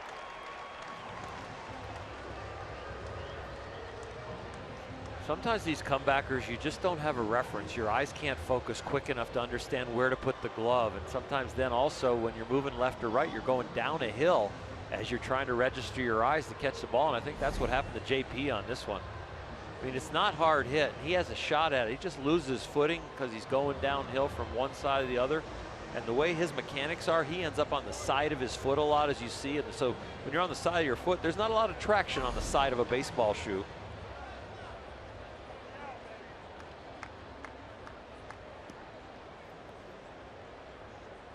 Mentioned Jim Leyland. He was here for 1 season, 1999. And they went 72 and 90, and he just couldn't handle how different games in this ballpark are played. Old-time baseball guy that found himself in a spot managing a sport that didn't feel like the sport he was so used to managing. Rafael Noah called up today, in there with a man at first and 2 outs. So that means Gray's day is finished. First and foremost, the Dodgers to get out of this inning without giving up a run. But when you come back in, you kind of get a boost knowing that that starting pitcher who was just throwing so well is out of the game. And you got to get back in there and talk to each other and say, listen, this new guy in here, we know this ballpark, there's a lot of game left, that you can come back. You tip your hat to Josh Reddick. He battled him and built his pitch count early. You tip your hat to Chase Utley in the last at bat of the inning where he just continued to wear on him. All of a sudden, 4-0. You look at the pitch count. And Walt Weiss says, you know what, I'm going to go for the offense here and protect my young starter's arm. I'm going to have to go to my bullpen sooner or later. I might as well just go here. Howell brings Ynoa 1-1 and a softly hit foul, 1-2. You know, quietly, guys, J.P. Howell has put together quite a run. 1 run allowed in his last 18 games. We talked about Howie Kendrick's April, and he turned it around offensively. Well, J.P. Howell's April was kind of the same way, and he has responded to being the J.P. Howell we've come to know and love here in L.A.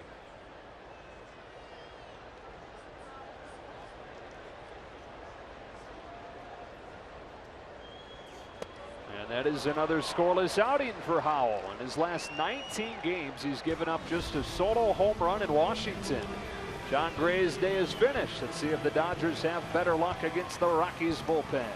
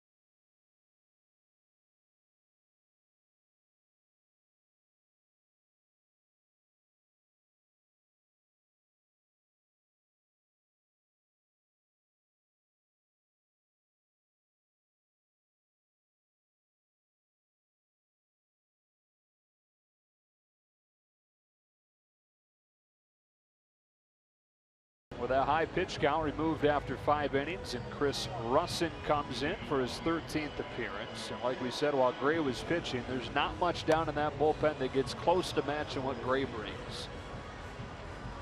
He's going to face a Dodger team that all of a sudden is going to feel really good about stepping in the batter's box, getting Gray out of there. Well, you go from 95-mile-an-hour average fastball from Jon Gray to Chris Rusin, who averages about 89 miles an hour. But he comes at you with multiple pitches, but so did Jon Gray. I mean, he comes at you with a fastball, changeup, curveball, and cutter.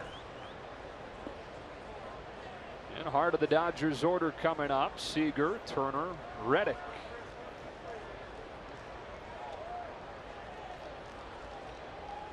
And Rusin starts Seager with ball 1. He's a Detroit, Michigan native, Rusin is. Played his college ball at Kentucky and was drafted by the Cubs. 1-1 on Seager. Spent his first 3 years in Chicago. She debuted as a starting pitcher on those really bad Cubs teams of the last few seasons prior to last year. Quick pitches, Seager, 1-2. Came to the Rockies prior to the 2015 season. Blamed off waivers by Colorado. So starter last year. He split his time between the rotation and the pen here in 2016.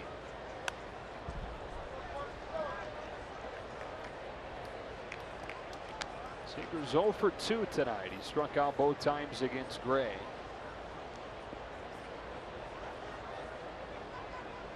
Hitting above 300.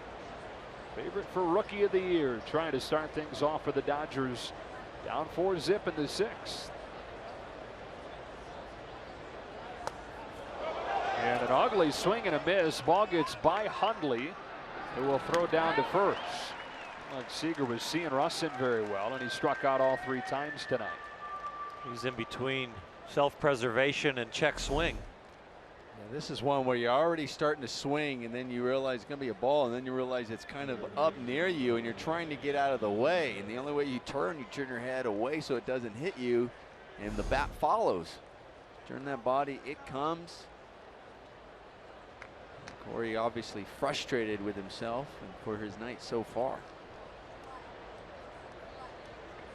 So 1 gone for Turner as one of the 2 Dodger hits against Gray. For Gray, by the way, he didn't last 7 innings like he has his last 3 outings. but he did for a 4th consecutive game out of the All-Star break.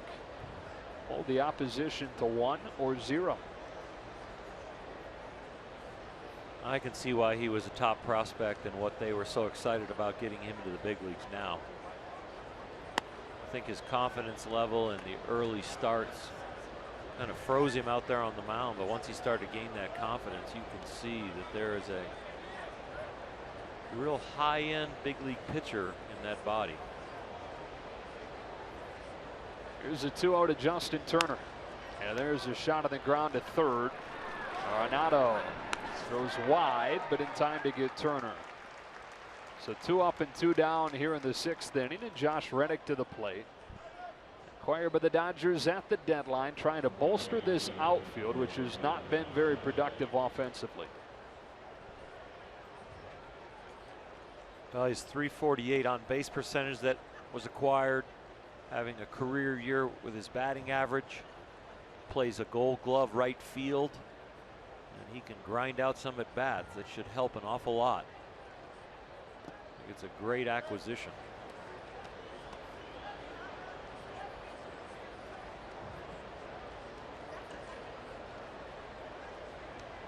It's a Georgia native. Big outdoorsman, hunter and fisherman.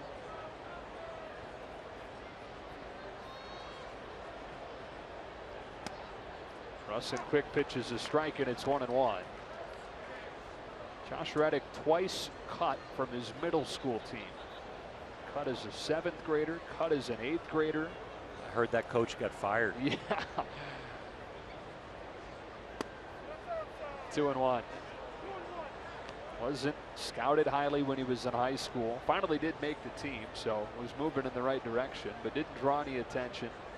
Didn't homer until he was 17 years old as a junior. And then was lightly recruited, lightly scouted even as a senior in high school. So he went the JUCO route. And while he wound up being a highly touted prospect in the Boston system, it's not like he was a big name out of the draft. They took him in the 17th round. He is a self-made player. And he waits on a 2-2 from Chris Russin.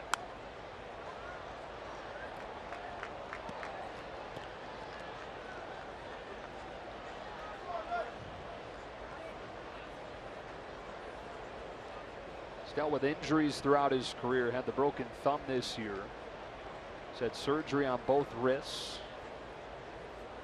All indications are fully healthy entering his time in a Dodger uniform.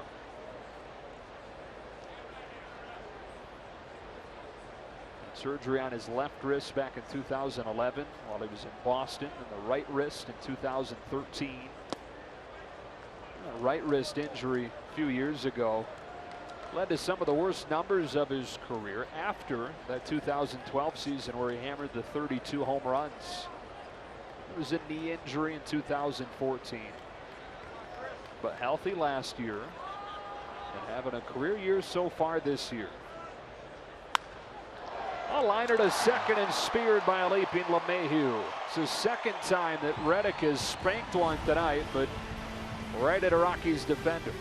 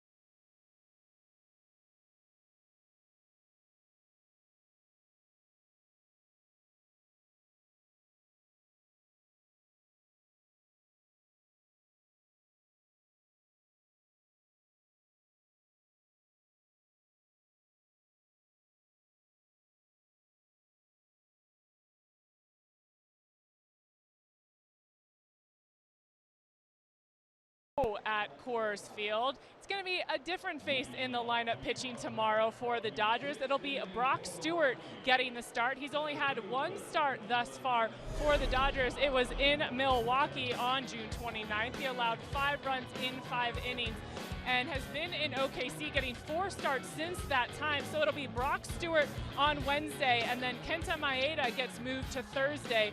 Dave Roberts telling us he wanted to give Kenta an extra day, and then we'll see Scott Kazmir on Friday. All right, Kelly, and Kenta Maeda, when he gets that extra day of rest, his earned run average is a full run better than it is when he pitches on normal Major League rest. So when he pitches on normal Japanese rest, as far as the rotation setup in Japan, he's been really, really good. Not quite as good on the American baseball schedule as Blackman starts this inning with a single. You know, Brock Stewart showed well up here. He had a great fastball. He's working on still spinning it. The changeup wasn't too bad, so I look forward to watching him pitch again tomorrow. Dave Roberts coming out to take it from Howell, and we've got a Dodger debut coming up. Jesse Chavez ready to check in for the first time in a Dodger uniform. A 4-0 game in the 6th.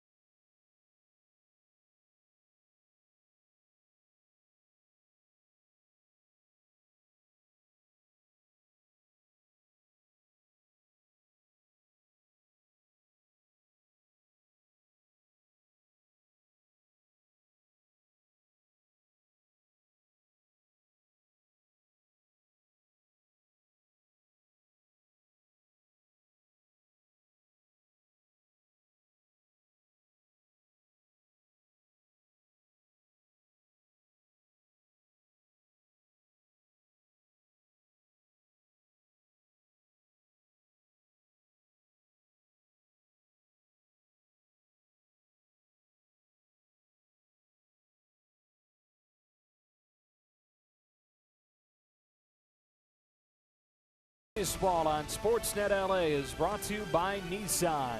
Choose Nissan today for great offers on our most exciting lineup ever. Shop online at choosenissan.com. Back here in Denver, and Jesse Chavez ready to make his Dodger debut. Acquired from the Blue Jays yesterday, straight up from Mike Bolsinger. Toronto needed more depth in that rotation with some of the guys they're having to limit innings-wise. So Bolsinger made sense. And Jesse Chavez makes sense for a Dodger bullpen that's been taxed this year. 32-year-old was drafted back in 2002 in the 42nd round by the Rangers. He's got some California connections, San Gabriel, California, where he's from. Got a real nice slider.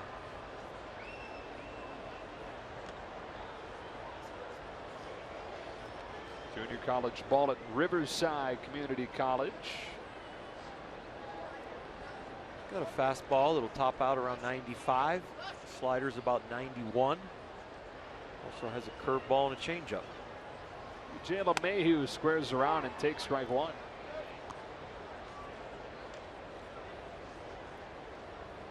But 80% of his pitches are split evenly between the fastball and the slider, and then he mixes in the curveball and the changeup with the other 20%.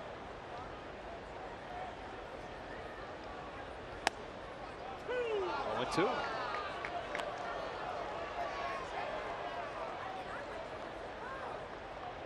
Chavez in his 9th major league season. The Dodgers are his 6th different team. To the Pirates, to the Braves, to the Royals. 2 stints with the Blue Jays, also with Oakland. 1-2. So this getting traded thing, we're talking about going through that emotionally. It's nothing new for him. It's the 6th time that he's been traded.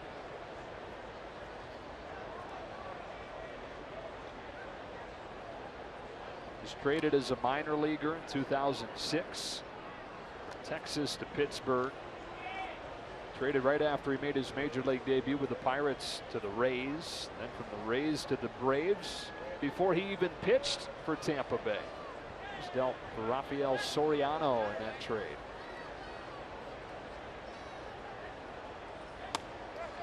Atlanta traded him to Kansas City. One of the guys involved in that trade, Rick Ankiel and Kyle Farnsworth. A couple of names from 2 years back. It's easy to move around a lot as a bullpen piece. It's also easy to move around if you're like a 3, 4, 5 starter. Those are the pieces that people feel like you can reacquire somewhere else the next year. But if you fall out of a race and somebody needs help in the pen or the back end of their rotation and you happen to be that level of ability and that's the way your career path has gone, and you can end up being traded an awful lot. It has nothing to do with if you're a gamer or a good person or good in the locker room or not. It's about a lot of times about just the tools you bring to the game. Good lead for Blackmon. And just misses away. 3 balls and 2 strikes on LeMahieu. There's a couple of pitches on the outer half he didn't get the call. They were really close. Doing a good job kind of keeping that ball away from LeMahieu, not only with just the fastball but also with the breaking pitch.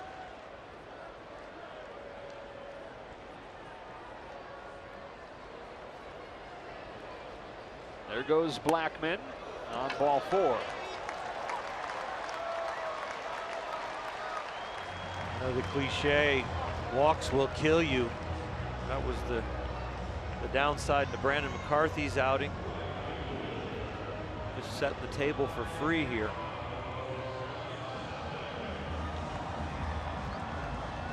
And it brings up Gonzalez, who's knocked in 2 runs tonight. A single in the first inning. The runs that he drove in actually came the 2 times that he was technically retired, on a ground out in the 3rd and on a fielder's choice in the 4th.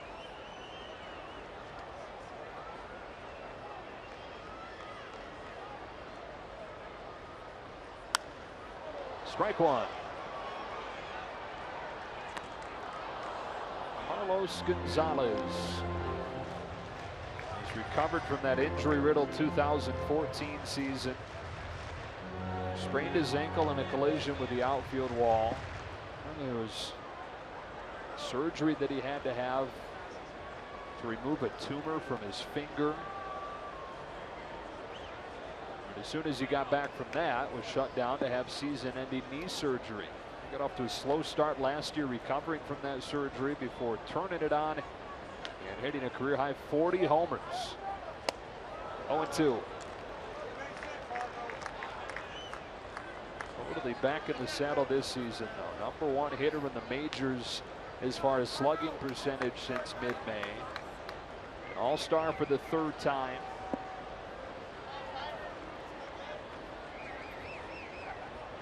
Batting with 2 on and nobody out in the 6th.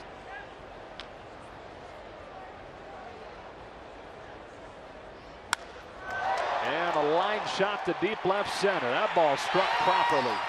And it bounces off of the bottom of the wall. Will easily score 2. 2-run double for Carlos Gonzalez, and it's 6-0 Colorado.0-2 mistakes coming out of the bullpen. You see where the target wants to be up and out of the strike zone. Yasmani there, but then it's down and down near the middle. We saw that with some sliders from Luis Avilan, and that pitch from Jesse Chavez right there was a mistake. And Carlos Gonzalez does a good job driving it the opposite way. Not pulling off of it, not rolling over it. He crushed it because it had some nice carry in that left center gap. Still nobody out. Arenado takes ball 1.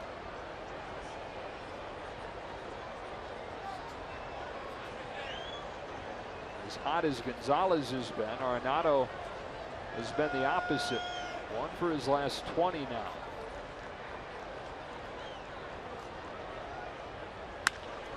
That's hard hit. Seager's got it in short. Gonzalez runs into an out. It's something that the players have to get adjusted to too, with the Dodgers shifting a little bit and Seager over there in the 6 hole. Gonzalez didn't pick that up before the pitch. Well, that's just poor base running. I mean, that's when you know, they always say, well, if it hits to your right, you don't go. If it's hit to your left, you go. First of all, you're supposed to peek to see where they're playing to understand that. But just second, just basic instinct. You could have just froze right there, taken a peek, noticed that he has it, and stayed there. And the only place Seager would have had would have been to go to first.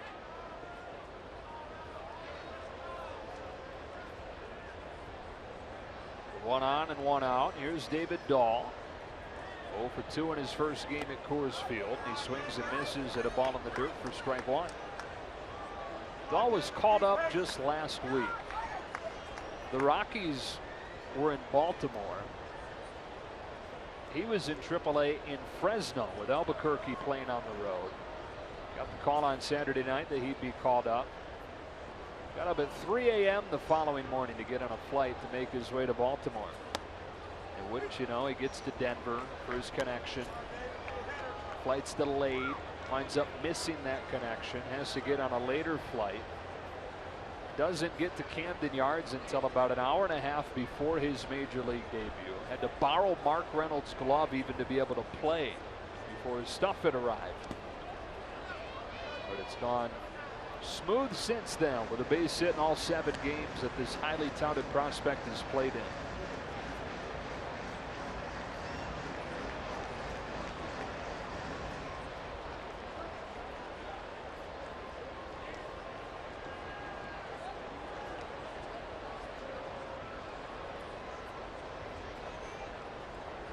Chavez with a 1-2, and it evens up 2 balls, 2 strikes.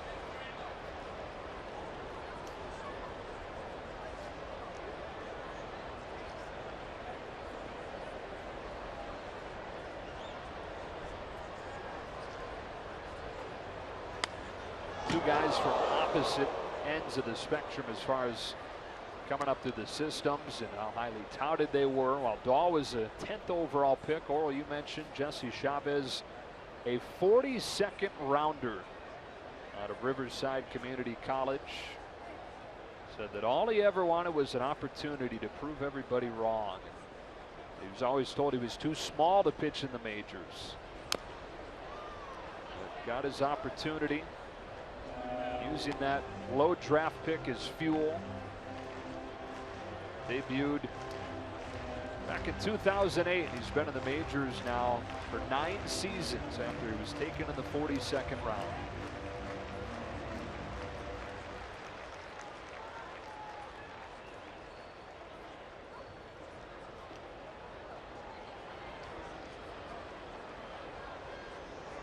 There's another 2-2, and Dahl takes it low to run it full. There is a little bit of a bias to the larger frame guys. You know, you not only project a guy's arm, but you project his body. Jesse had to fight that climb that scouts, when they looked at him, could not project the body to get any stronger. Dahl pulls one towards right center for his first hit in this ballpark. Reddick throws into second on a 1-out single from Dahl.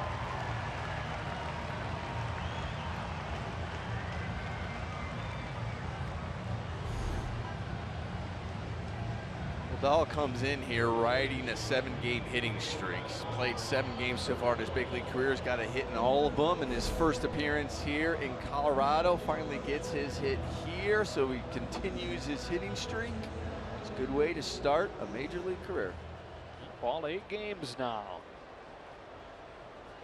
Rockies at the corners. Mark Reynolds stands in. Scored a run after his walk in the 4th inning. Rockies with 1 in the 3rd, 3 in the 4th, and now 2 here in the 6th. Ball 1 on Reynolds. Chavez talking about him being too small. He was listed at 160 pounds when he was drafted, and he's even admitted that was probably a little bit generous. It's not genetics. His dad is 6'3", 260. He blames it on the fact that he can't sit still. He said he's always moving, so he's always burning calories. High energy, hyper guy. He can't seem to keep any weight on.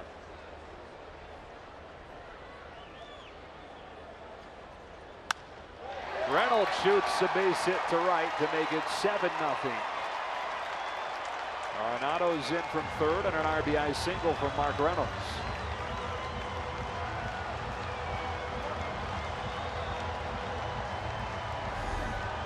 Not an easy place to have your Dodger debut, and this is not going well for Jesse right now.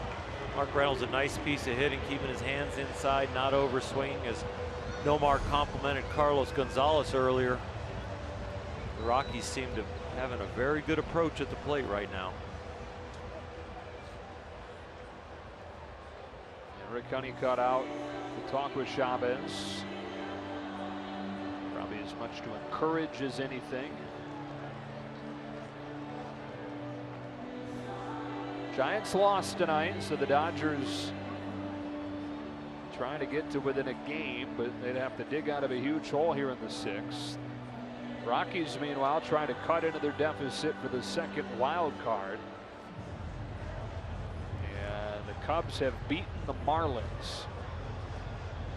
So the Rockies with a win could get to within 3.5 of the second wild card spot. They'd be back at 500.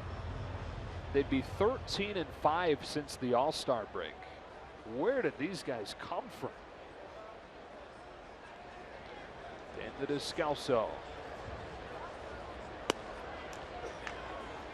It's been on the backs of their starting pitching. The offense can be there, has been there.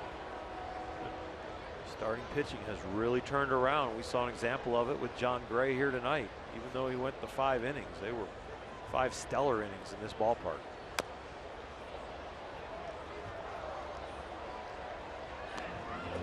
Over the last 11 games,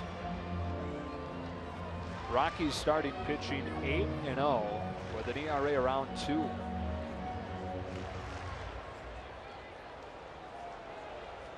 July, they set a franchise record for quality starts.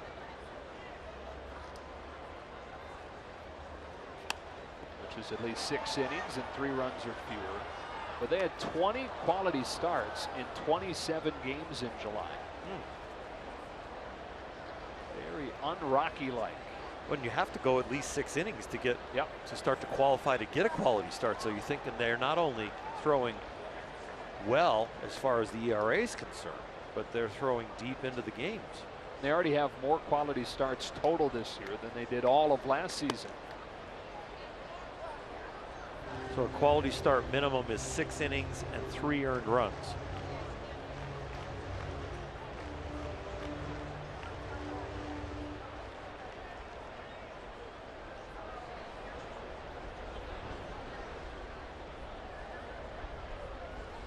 Two to Descalso, rides upstairs, full count.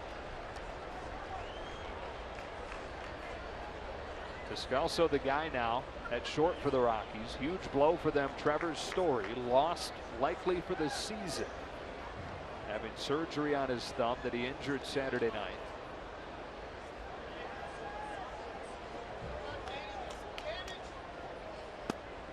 Descalso walks. It's been a rough debut for Chavez. Bases loaded now. 1 gone for Nick Hundley. 8 Dodger walks. Hard to pitch around that.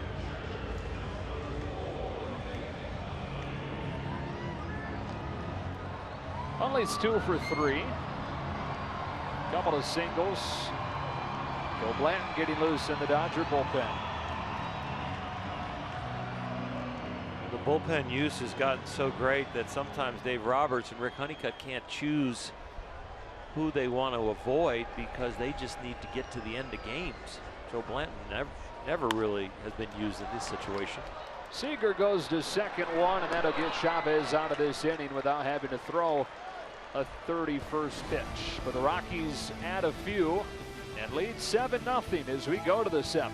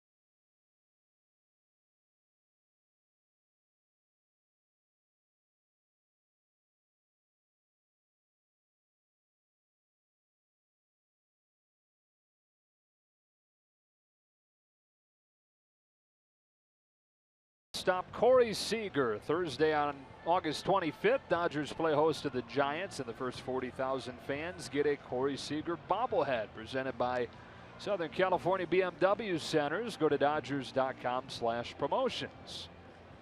Look, they even have his front foot angled in his batting stance in the same way Seager does it.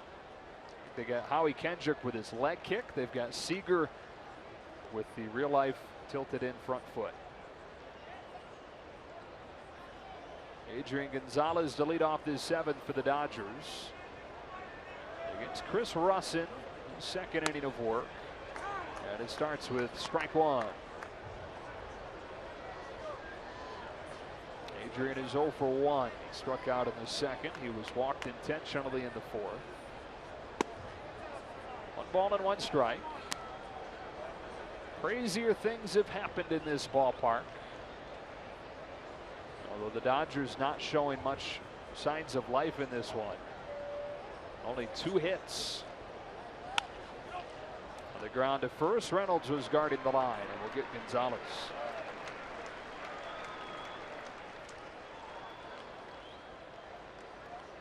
You're right. You're talking about Coors Field. Stranger things have happened. But it's also hard where they're trying to look for that life that you mentioned. It's hard after standing out there after a long inning. You're seeing your pitchers kind of getting, we already talked about 8 base on balls. One thing is getting the hits, but the amount of walks, that really puts you back on your heels, and it feels like you have those long innings standing out there on defense. And then when you come in, you really battle with yourself to try to get the energy to get yourself picked up to go out there and try to get a rally going. Strike one on Grandal.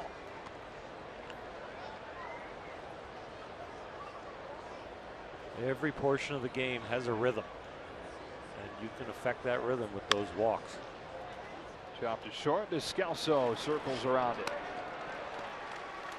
You think about when you're playing golf and all of a sudden there's a backup at a par 3 because of the tough shot over the water. And you've been playing really good on the front 9. Here you get to the 7th hole and there's a 3-group backup or a 2-group backup on the next hole, and you just get out of your rhythm. And there's a rhythm to the athletic movement and the timing, and all of a sudden it makes it work. It's not impossible, but it makes it work.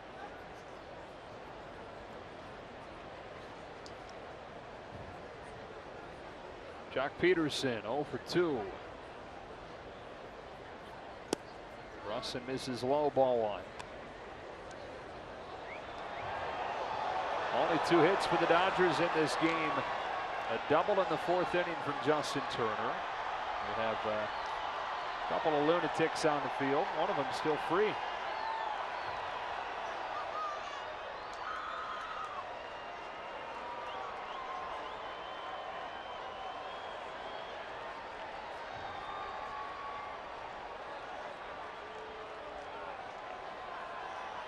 Security doing a nice job of taking care of them.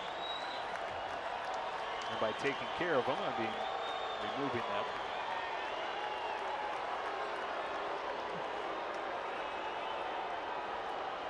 They've gone limp. These people are going limp and making it carried hard. off the field. Yep. Yeah.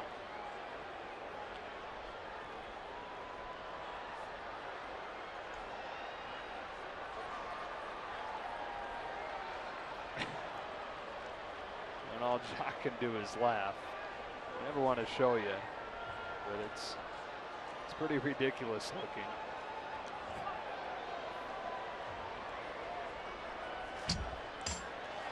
The strategy, I think, for getting somebody off the field that goes limp is you drop them every 3 feet. Instead, they grabbed a second security guard to help out. And the crowd appreciating the extra work from the security staff. They drag him out into the Rockies bullpen. It's even drawn some smiles from the Rockies dugout. All right.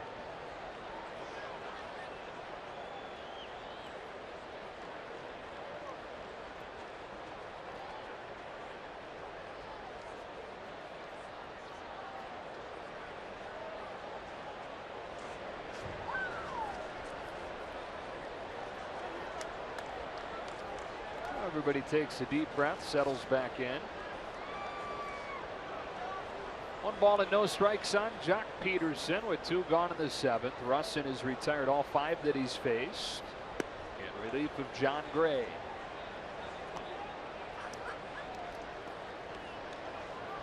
Well, Russin thought that he was going to be drafted in 2008 out of Kentucky, but then had to undergo forearm surgery and had to wait a year.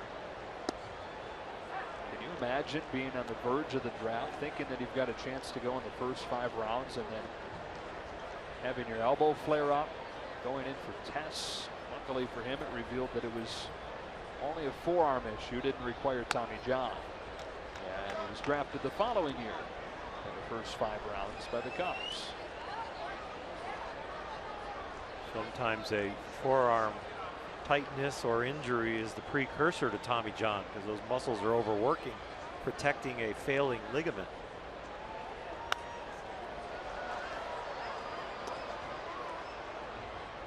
Just that injury alone will drop your draft value. It's one of the really understudied parts of the arm, is the way that the forearm muscles work in concert with the elbow to protect the UCL. Not been a lot of research done on the forearm muscles in relation to pitcher injuries. Jock tried to sell it, but strike 3 is called, and the 7th inning comes to a close with the Rockies all over the Dodgers in this series opener.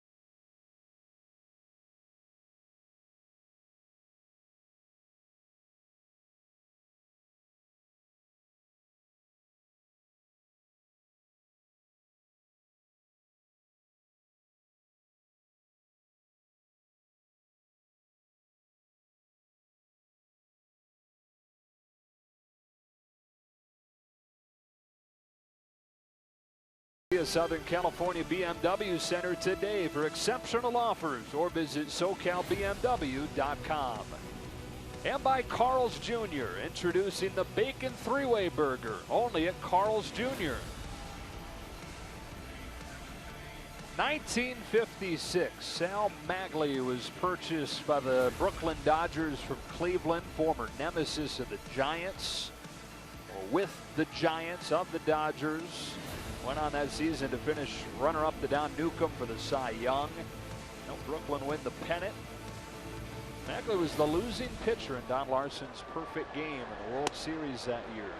Joe Blanton pours in a strike. Chris Russin hitting for himself here. They called Sal Maglie the barber because of his tendency to pitch up and in, give close shaves to guys. A lot of the guys that he was giving close shaves to were Brooklyn Dodgers, and they wound up joining them and putting together that incredible 1956 season. Russin flies one to left center. Kendrick runs it down.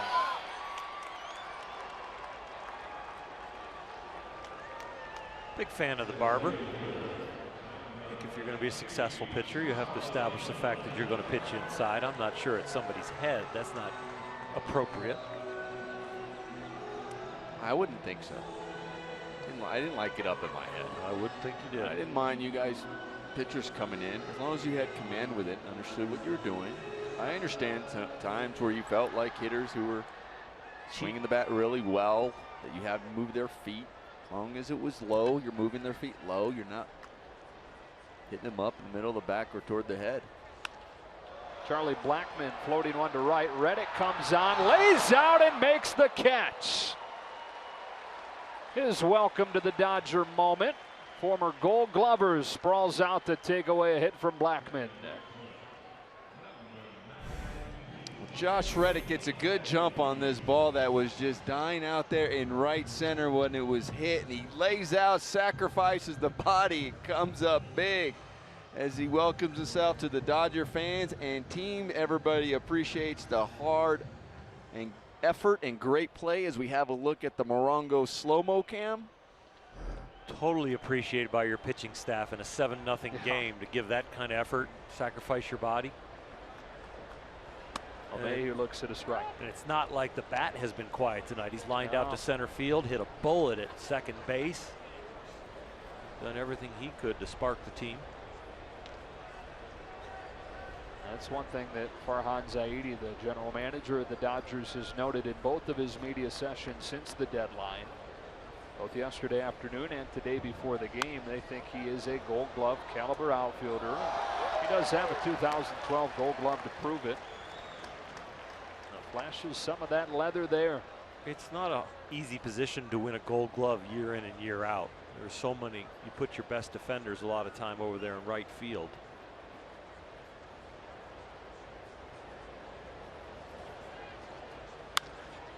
Mayhew sends one in his direction, and he's got it. To retire the side. 1, 2, 3. Go the Rockies in the 7th.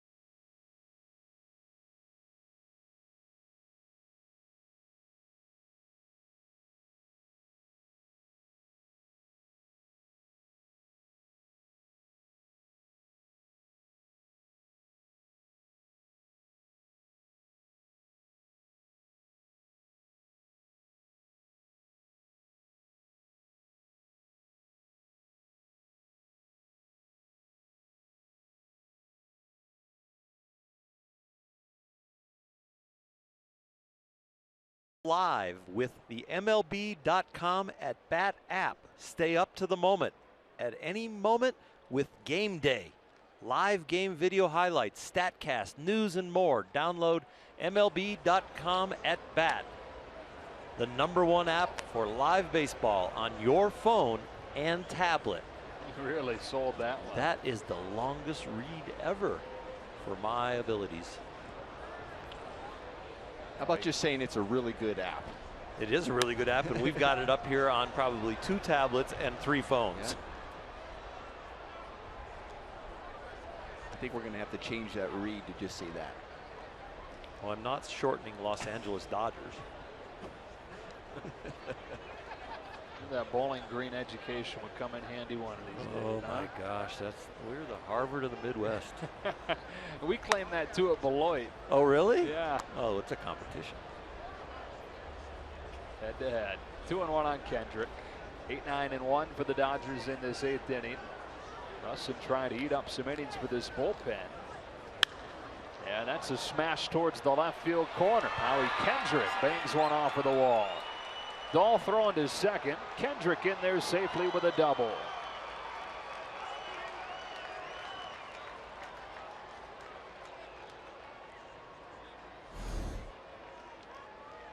Well, the Dodgers trying to get something going. You got the leadoff batter, Howie Kendrick, getting on base. Not only just getting on base, but getting in scoring position, putting on a nice swing and driving it to left field. Continuing swinging the bat well. Kike Hernandez will bat out of the pitcher's spot. Scott Van Slyke singled out of this spot earlier. Let's see what Kike can do in his second game back from the DL.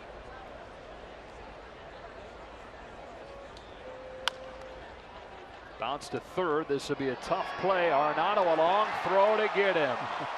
He is something special.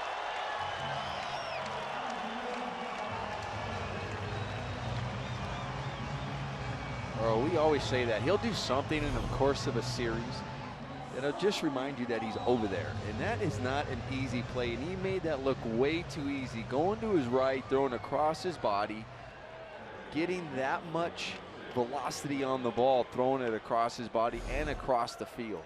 Before the game, during batting practice, he takes ground balls like that. He doesn't take routine ground balls. Routine is like playing in his sleep for him. And that's why he's so good over there. His ground ball, his routine before the game is with a purpose. It's not just, oh, I'm just going to take ground balls for eyewash or just to get my body loose. It's with a purpose. It's like watching Steph Curry pregame at an NBA game. Just the things that they can do at their positions and what they can do with a baseball with him, what he can do with a glove and throwing a baseball. One of 2 players ever to win Gold Gloves in each of his first 3 seasons. You know I'm going to ask you guys if you know who the other is. Utley on the ground to first. Reynolds feeding Russin, just beating Utley to the bag. You guys know? No. One of 2 players to win a Gold Glove each of his first 3 years. Who's the other? Mike Schmidt. Ichiro. Oh, that's unfair. The transfers, they come over as veterans almost. Yeah. Ichiro still knocking on the door of 3,000 hits. I don't think he got it tonight in Chicago. At least didn't hear that he did. If he does get it at Wrigley, he'll be the second player to join the 3,000 hit club at Wrigley. Stan Musial, the other. A tough night for Seager. He's K'd all 3 times. Ichiro went 0 for 1 tonight, so still 2,998. He's been on that number since last Thursday. Not playing in an everyday role for Miami at this point. They're loaded up with one of the best outfields in the game with Stanton in right, Ozuna, the all-star, in center, Yelich in left. Maybe not big names outside of Stanton, but again, Ozuna was an all-star. Yelich has the #1 batting average in the National League since last year's All-Star break. 2-1 on Seager. Ichiro pinch hit. Yep. And he struck out with a couple guys on, but he's still hitting .320 for the year. What a resurgence that is. Yeah, it's his best season since he was in Seattle.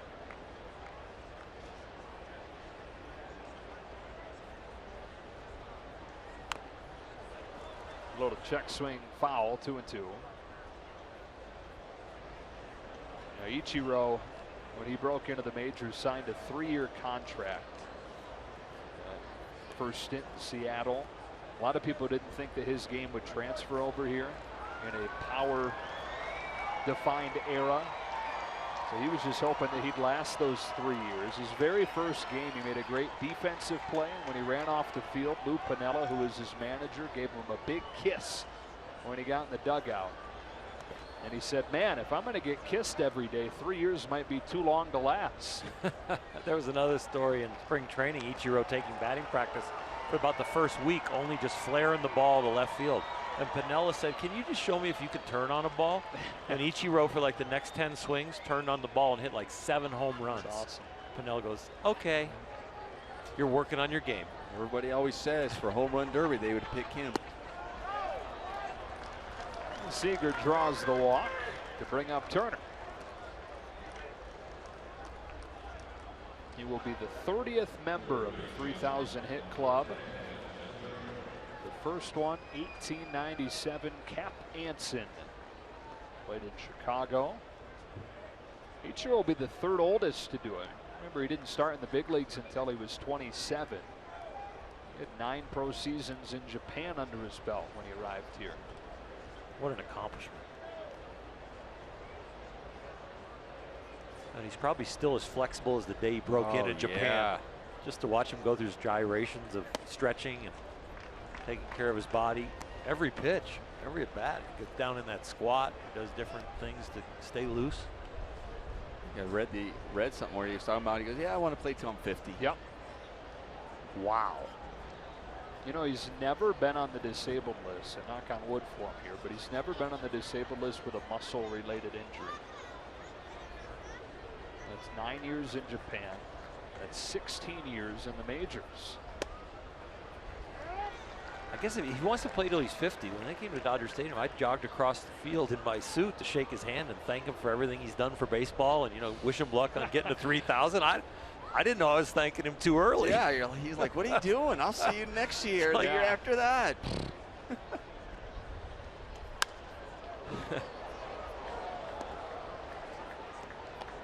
$50. If anybody can do it with his style, and he's learned to be a 4th outfielder. I think it was a little difficult for him to adjust to that in New York after his run in Seattle. Went to the Yankees and came off of the bench for the first time. Took some adjustment, but he's got that dialed in now. So 1-2 to Justin Turner. I played with Julio Franco in Cleveland, and he took care of his body and lengthened his career. He was a health nut and a stretching nut and all of it, I mean, to the nth degree. And I know this generation of players, with everything they have access to, the technology and the wisdom around them, the ability to afford anything to keep themselves healthy, that we're probably going to have a few come out of this generation that play close to their 45th birthday. Another 1-2 to Turner. Up and in, 2-2. Dodgers trying to get on the board here in the 8th in a game where the Rockies got 1 in the 3rd, 3 in the 4th, 3 in the 6th. Turner can reach. Josh Reddick would come up. Trying to cut into this large deficit and at least give themselves a chance in the 9th. Saw him come from 4 down in the 9th inning in the first series between these teams here this year.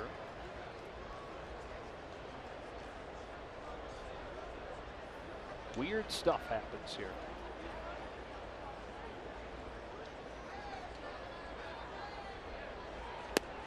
Three and 2.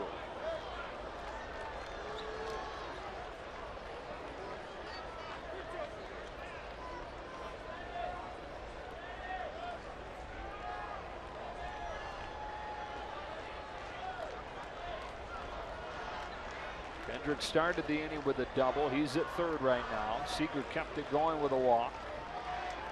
And the payoff to Justin Turner. Driven towards right center. Blackmon on the move. Still going, and it sails over his head and bangs off the wall. Justin Turner plates a pair with a double. And the Dodgers on the board in the 8th inning.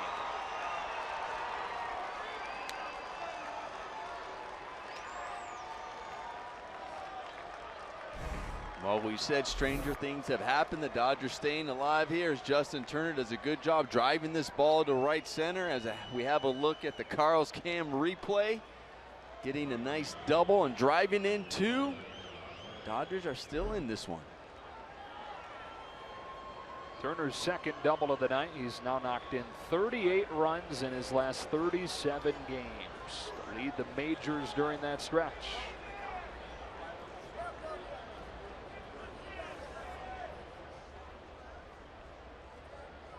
Brings out Steve Foster, the pitching coach. Brussen's done well tonight for Colorado. Boone Logan getting loose.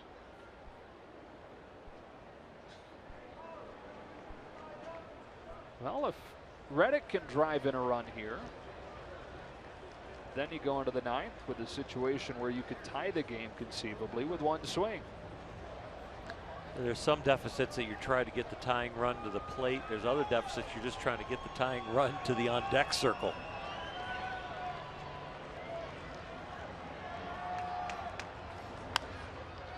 And a fly ball back of third.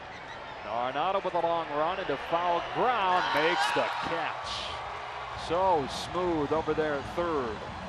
Couple of signature defensive plays for the three-time Gold Glover in this inning, but the Dodgers do get two on a double from Turner, and it's 7-2 to the bottom of the eighth.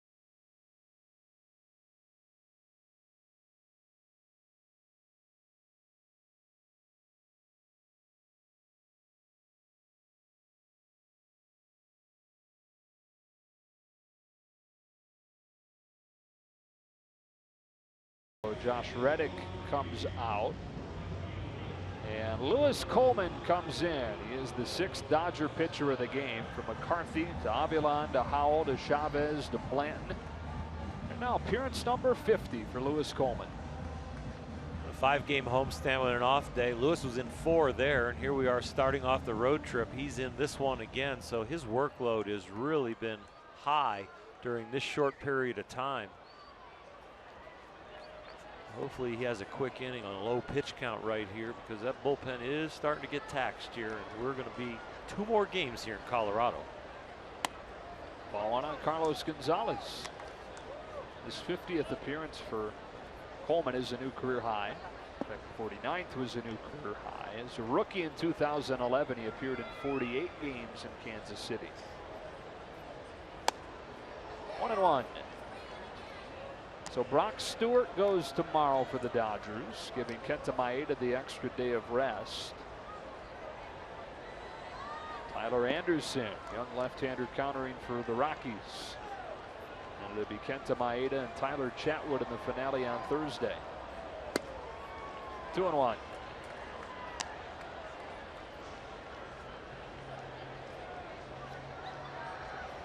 Gonzalez is driven in 4 tonight, 2 for 4, single and a double. Yeah, waits on a 2-1 from Lewis Coleman. 2-2.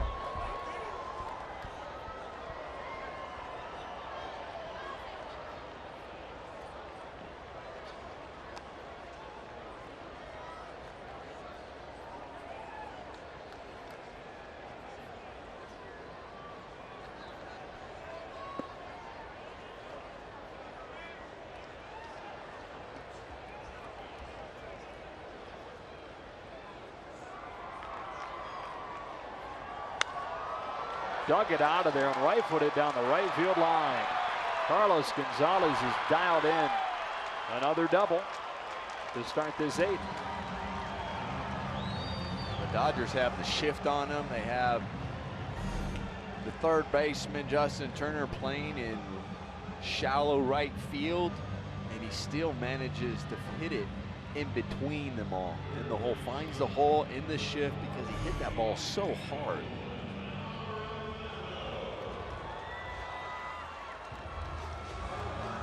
Now the Rockies, if they can hold on to this one, will move to 500 for only the second day since mid-May. Last time they were above 500, May 18th. And they have climbed right back into the postseason picture. There's Arenado, and there's ball 1.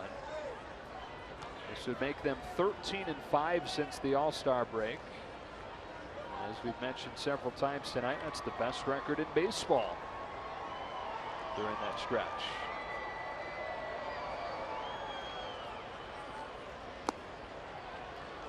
Be interesting to see the Rockies if they continue playing the way they're doing toward the end.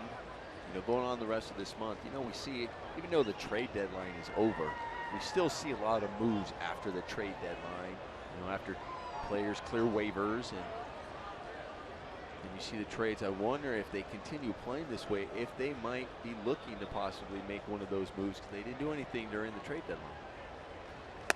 2-1. It hurts losing Story, right? Right, and that's another reason why I'm also factored when you lose someone like Story, who's such a big part of this offense and was having just a great year.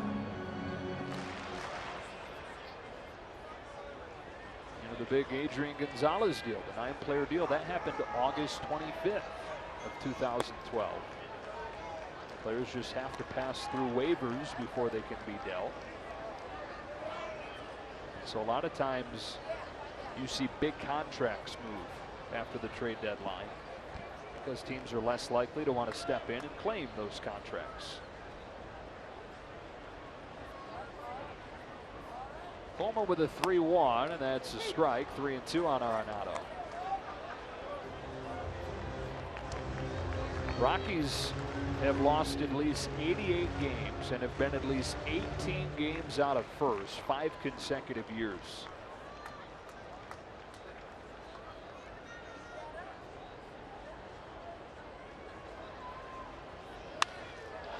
Liner to right, base hit for Arenado. Hernandez firing for the plate. Grandal tagging him and getting him. Outfield assist for Kike Hernandez to get Carlos Gonzalez. Not sure why Gonzalez was even trying with a 5-run lead and nobody out. Well, the third base coach's arm was moving. It was sending him all the way in. But Kike, what a good throw, but even a better tag over here by Grandal to go get that ball and then jump back and tag him. And that ball was just slightly offline there, but Grandal doing a tremendous job in getting the glove right before that foot hits home plate. It was so easy to just try and get the glove to the plate and not think about getting it in front like that. So that's Stu Cole down there, third base coach, that gave him the wave. They make the first out of the inning at the plate. The last 2 innings, we've seen Dodger right fielders make some nice plays. We saw Josh Reddick make a great diving play at last inning, and then now here you see Kike Hernandez throwing him out at home plate. As we saw, Stu Cole was waving him in. Yeah. Although he didn't look too sure of himself. It wasn't like that big wave, like, go ahead, go, go, go. It's kind of a nonchalant. Yeah, it was like, yes, I'm sending you. I think you might get thrown out. Tell you, the guy who caught a break, who's been throwing the ball well, is Lewis Coleman. I mean, those 2 hits were on balls. I mean, that ball was probably a foot outside, and Arenado did a nice job of sticking his bat out. Hard hit. The second should be 2. 4-6-3, and the inning is over. See if the Dodgers can capture some Coors Field magic, some Coors Field weirdness in the 9th inning, down 7-2.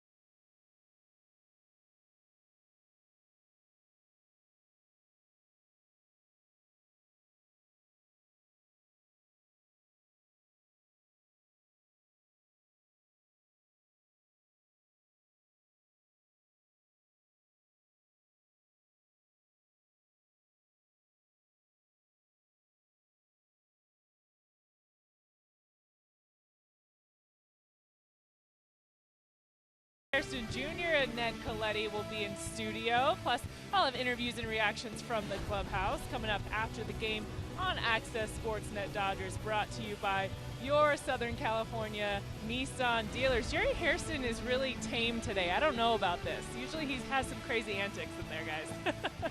Tired out from his Hawaii trip. That might be it. Here's Jake McGee into the game for the Rockies, trying to shut things down in the 9th inning. Now, McGee started this season as the closer. He's lost that job. Acquired from the Rays in the offseason. He had a sub-3 earned run average over his first 6 major league seasons, but feeling the effect of Coors Field, a .540 earned run average this year. You want to get to the next pitcher if you're the Dodgers. He's not going to be out there if all of a sudden it becomes a save situation. So it's work him tough, get on base, create an inning so that they need to go to their bullpen again. Gonzalez, Grandal, and Peterson.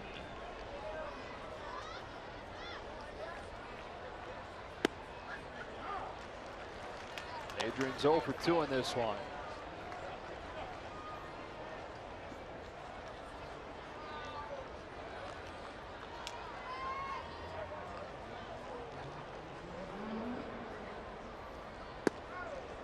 You know, McGee came in against the Dodgers. We've referenced that game from the first series between the teams this season here at Coors Field. McGee came in trying to protect a 10-7 lead in the 9th inning and gave up 5.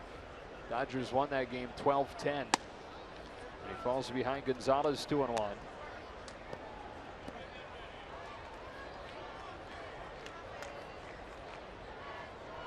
No longer the closer. That job belongs to Carlos Estevez.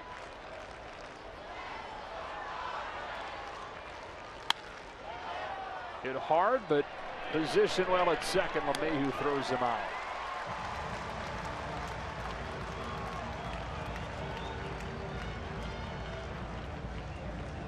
Carlos Estevez, by the way, I don't know if you guys saw this story, but when the Rockies were in Los Angeles, he went to Carlos Estevez, Charlie Sheen's house, and met him. So Carlos Estevez and Carlos Estevez met, took pictures and everything. It was great. Grand old time. So he just went on his own, or was He there had an a invite? connection. Okay, No. there was an invite. Yeah, Okay. there was an intermediary. All right, I don't got know it. how exactly it went down, but yeah, wouldn't that be something? He showed up at Charlie's gates and said, "Hey, we got the same name. My name's on your mailbox." Does you want to hang out?" He was on the Hollywood tour bus, just got off the bus at the address. Yeah. Said, hey, knocked on the door. I think you're getting my mail. So Estevez comes into the Wild thing, so he's playing into the whole Charlie Sheen, Rick Vaughn character. Now they're friends. What do you think Charlie Sheen was thinking when Carlos Estevez reached out to try and meet him? I bet you he was pretty. He's a big baseball Right, fan, so so he he's probably probably- thinking that's so cool. There's a big leaguer, this exact same name. Probably wanted to play catch with him. Yeah. Let me show you my curveball. So 1-2 to Grandal.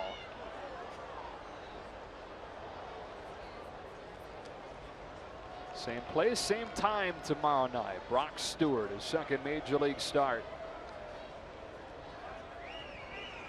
Are there any celebrities in Boston or LA knock on your door, Nomar, and say, hey, just wanted to meet you? My name's Nomar Garcia-Parra. We got the same name. No, I haven't had that. Can't say I have either. Nope.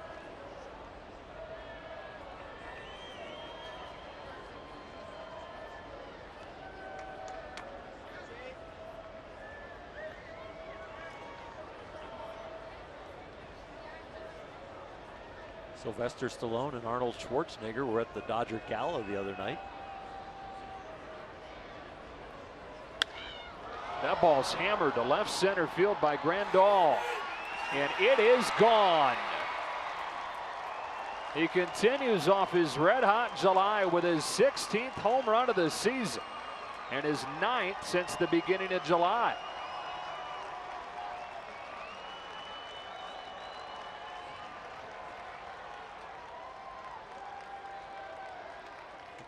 Couple runs in the 8th, a run here in the 9th, keep you from hanging your head after this loss. A little more energy in the locker room. If the score stays the same, these will feel good going into tomorrow.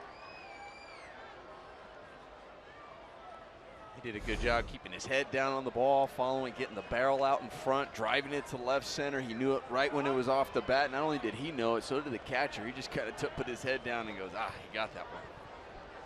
So he ties his career high.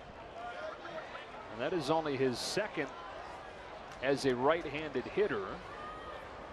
14 of the 16 home runs have come from the other side of the plate. Now that is because he has had significantly more at-bats from that side. But a 16th home run for Yasmani Grandal. Jock Peterson waits on a 1-0, shows bunt and takes a strike.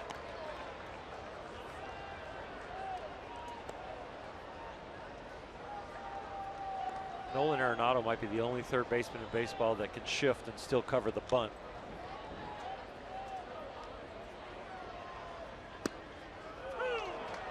It's like a lockdown corner in football that you put on an island. Exactly. And they'll handle this whole half of the field.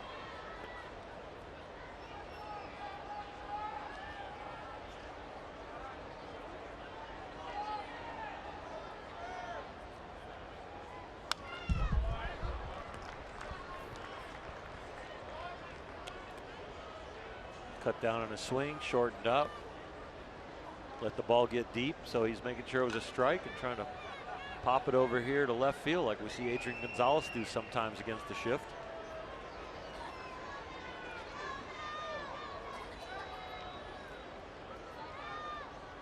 Jock trying to keep the line moving. And it's fouled off. Now Grandal with his 16th homer of the year, his 9th since the beginning of July. In the month of July, only one player in the National League had a better OPS than Grandal. Joey Votto in Cincinnati. So Grandal was part of that Dodger offense last month that was the best in the National League. Finally healthy. The shoulder injury last year that ruined the second half of his season. Nagging injuries early this year. Getting healthy, and it's showing.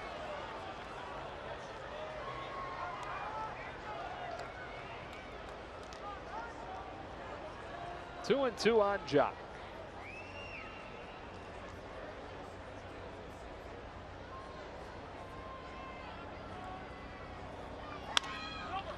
Peterson hits it to first. Reynolds will feed McGee. Route number 2.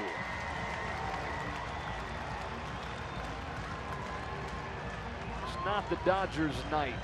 A 38-minute rain delay. A few pitches into Brandon McCarthy's outing. Had to throw 38 pitches in the first inning. Walt Weiss is going to make a move with 2 outs in a 7-3 game with the bases empty in the 9th. And go with a righty-righty matchup. Not taking any chances. Jake McGee will come out. Right-hander will come on.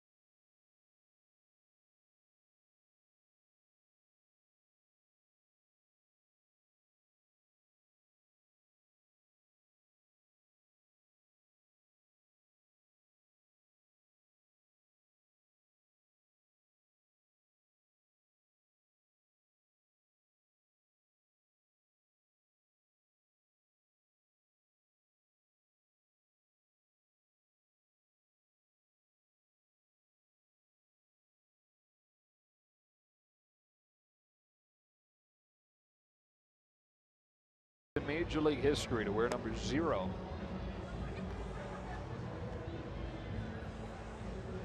Walt Weiss brings him in for a righty-righty matchup with a 4-run lead in the 9th inning.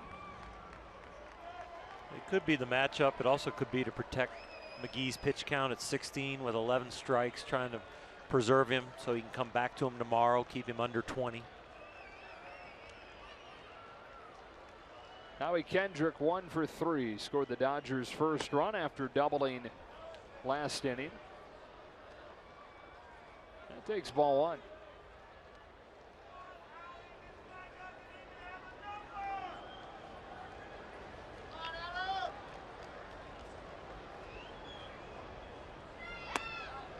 Strike 1.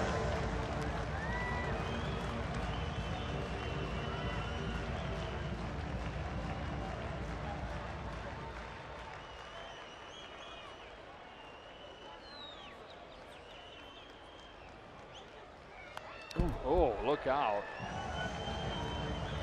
Resembled the swing and the pitch that Corey Seager had to check swing, get out of the way because it ends up running towards your head. Corey had one of these earlier in the day and struck out on it. That one on Howie, just avoiding the chin music.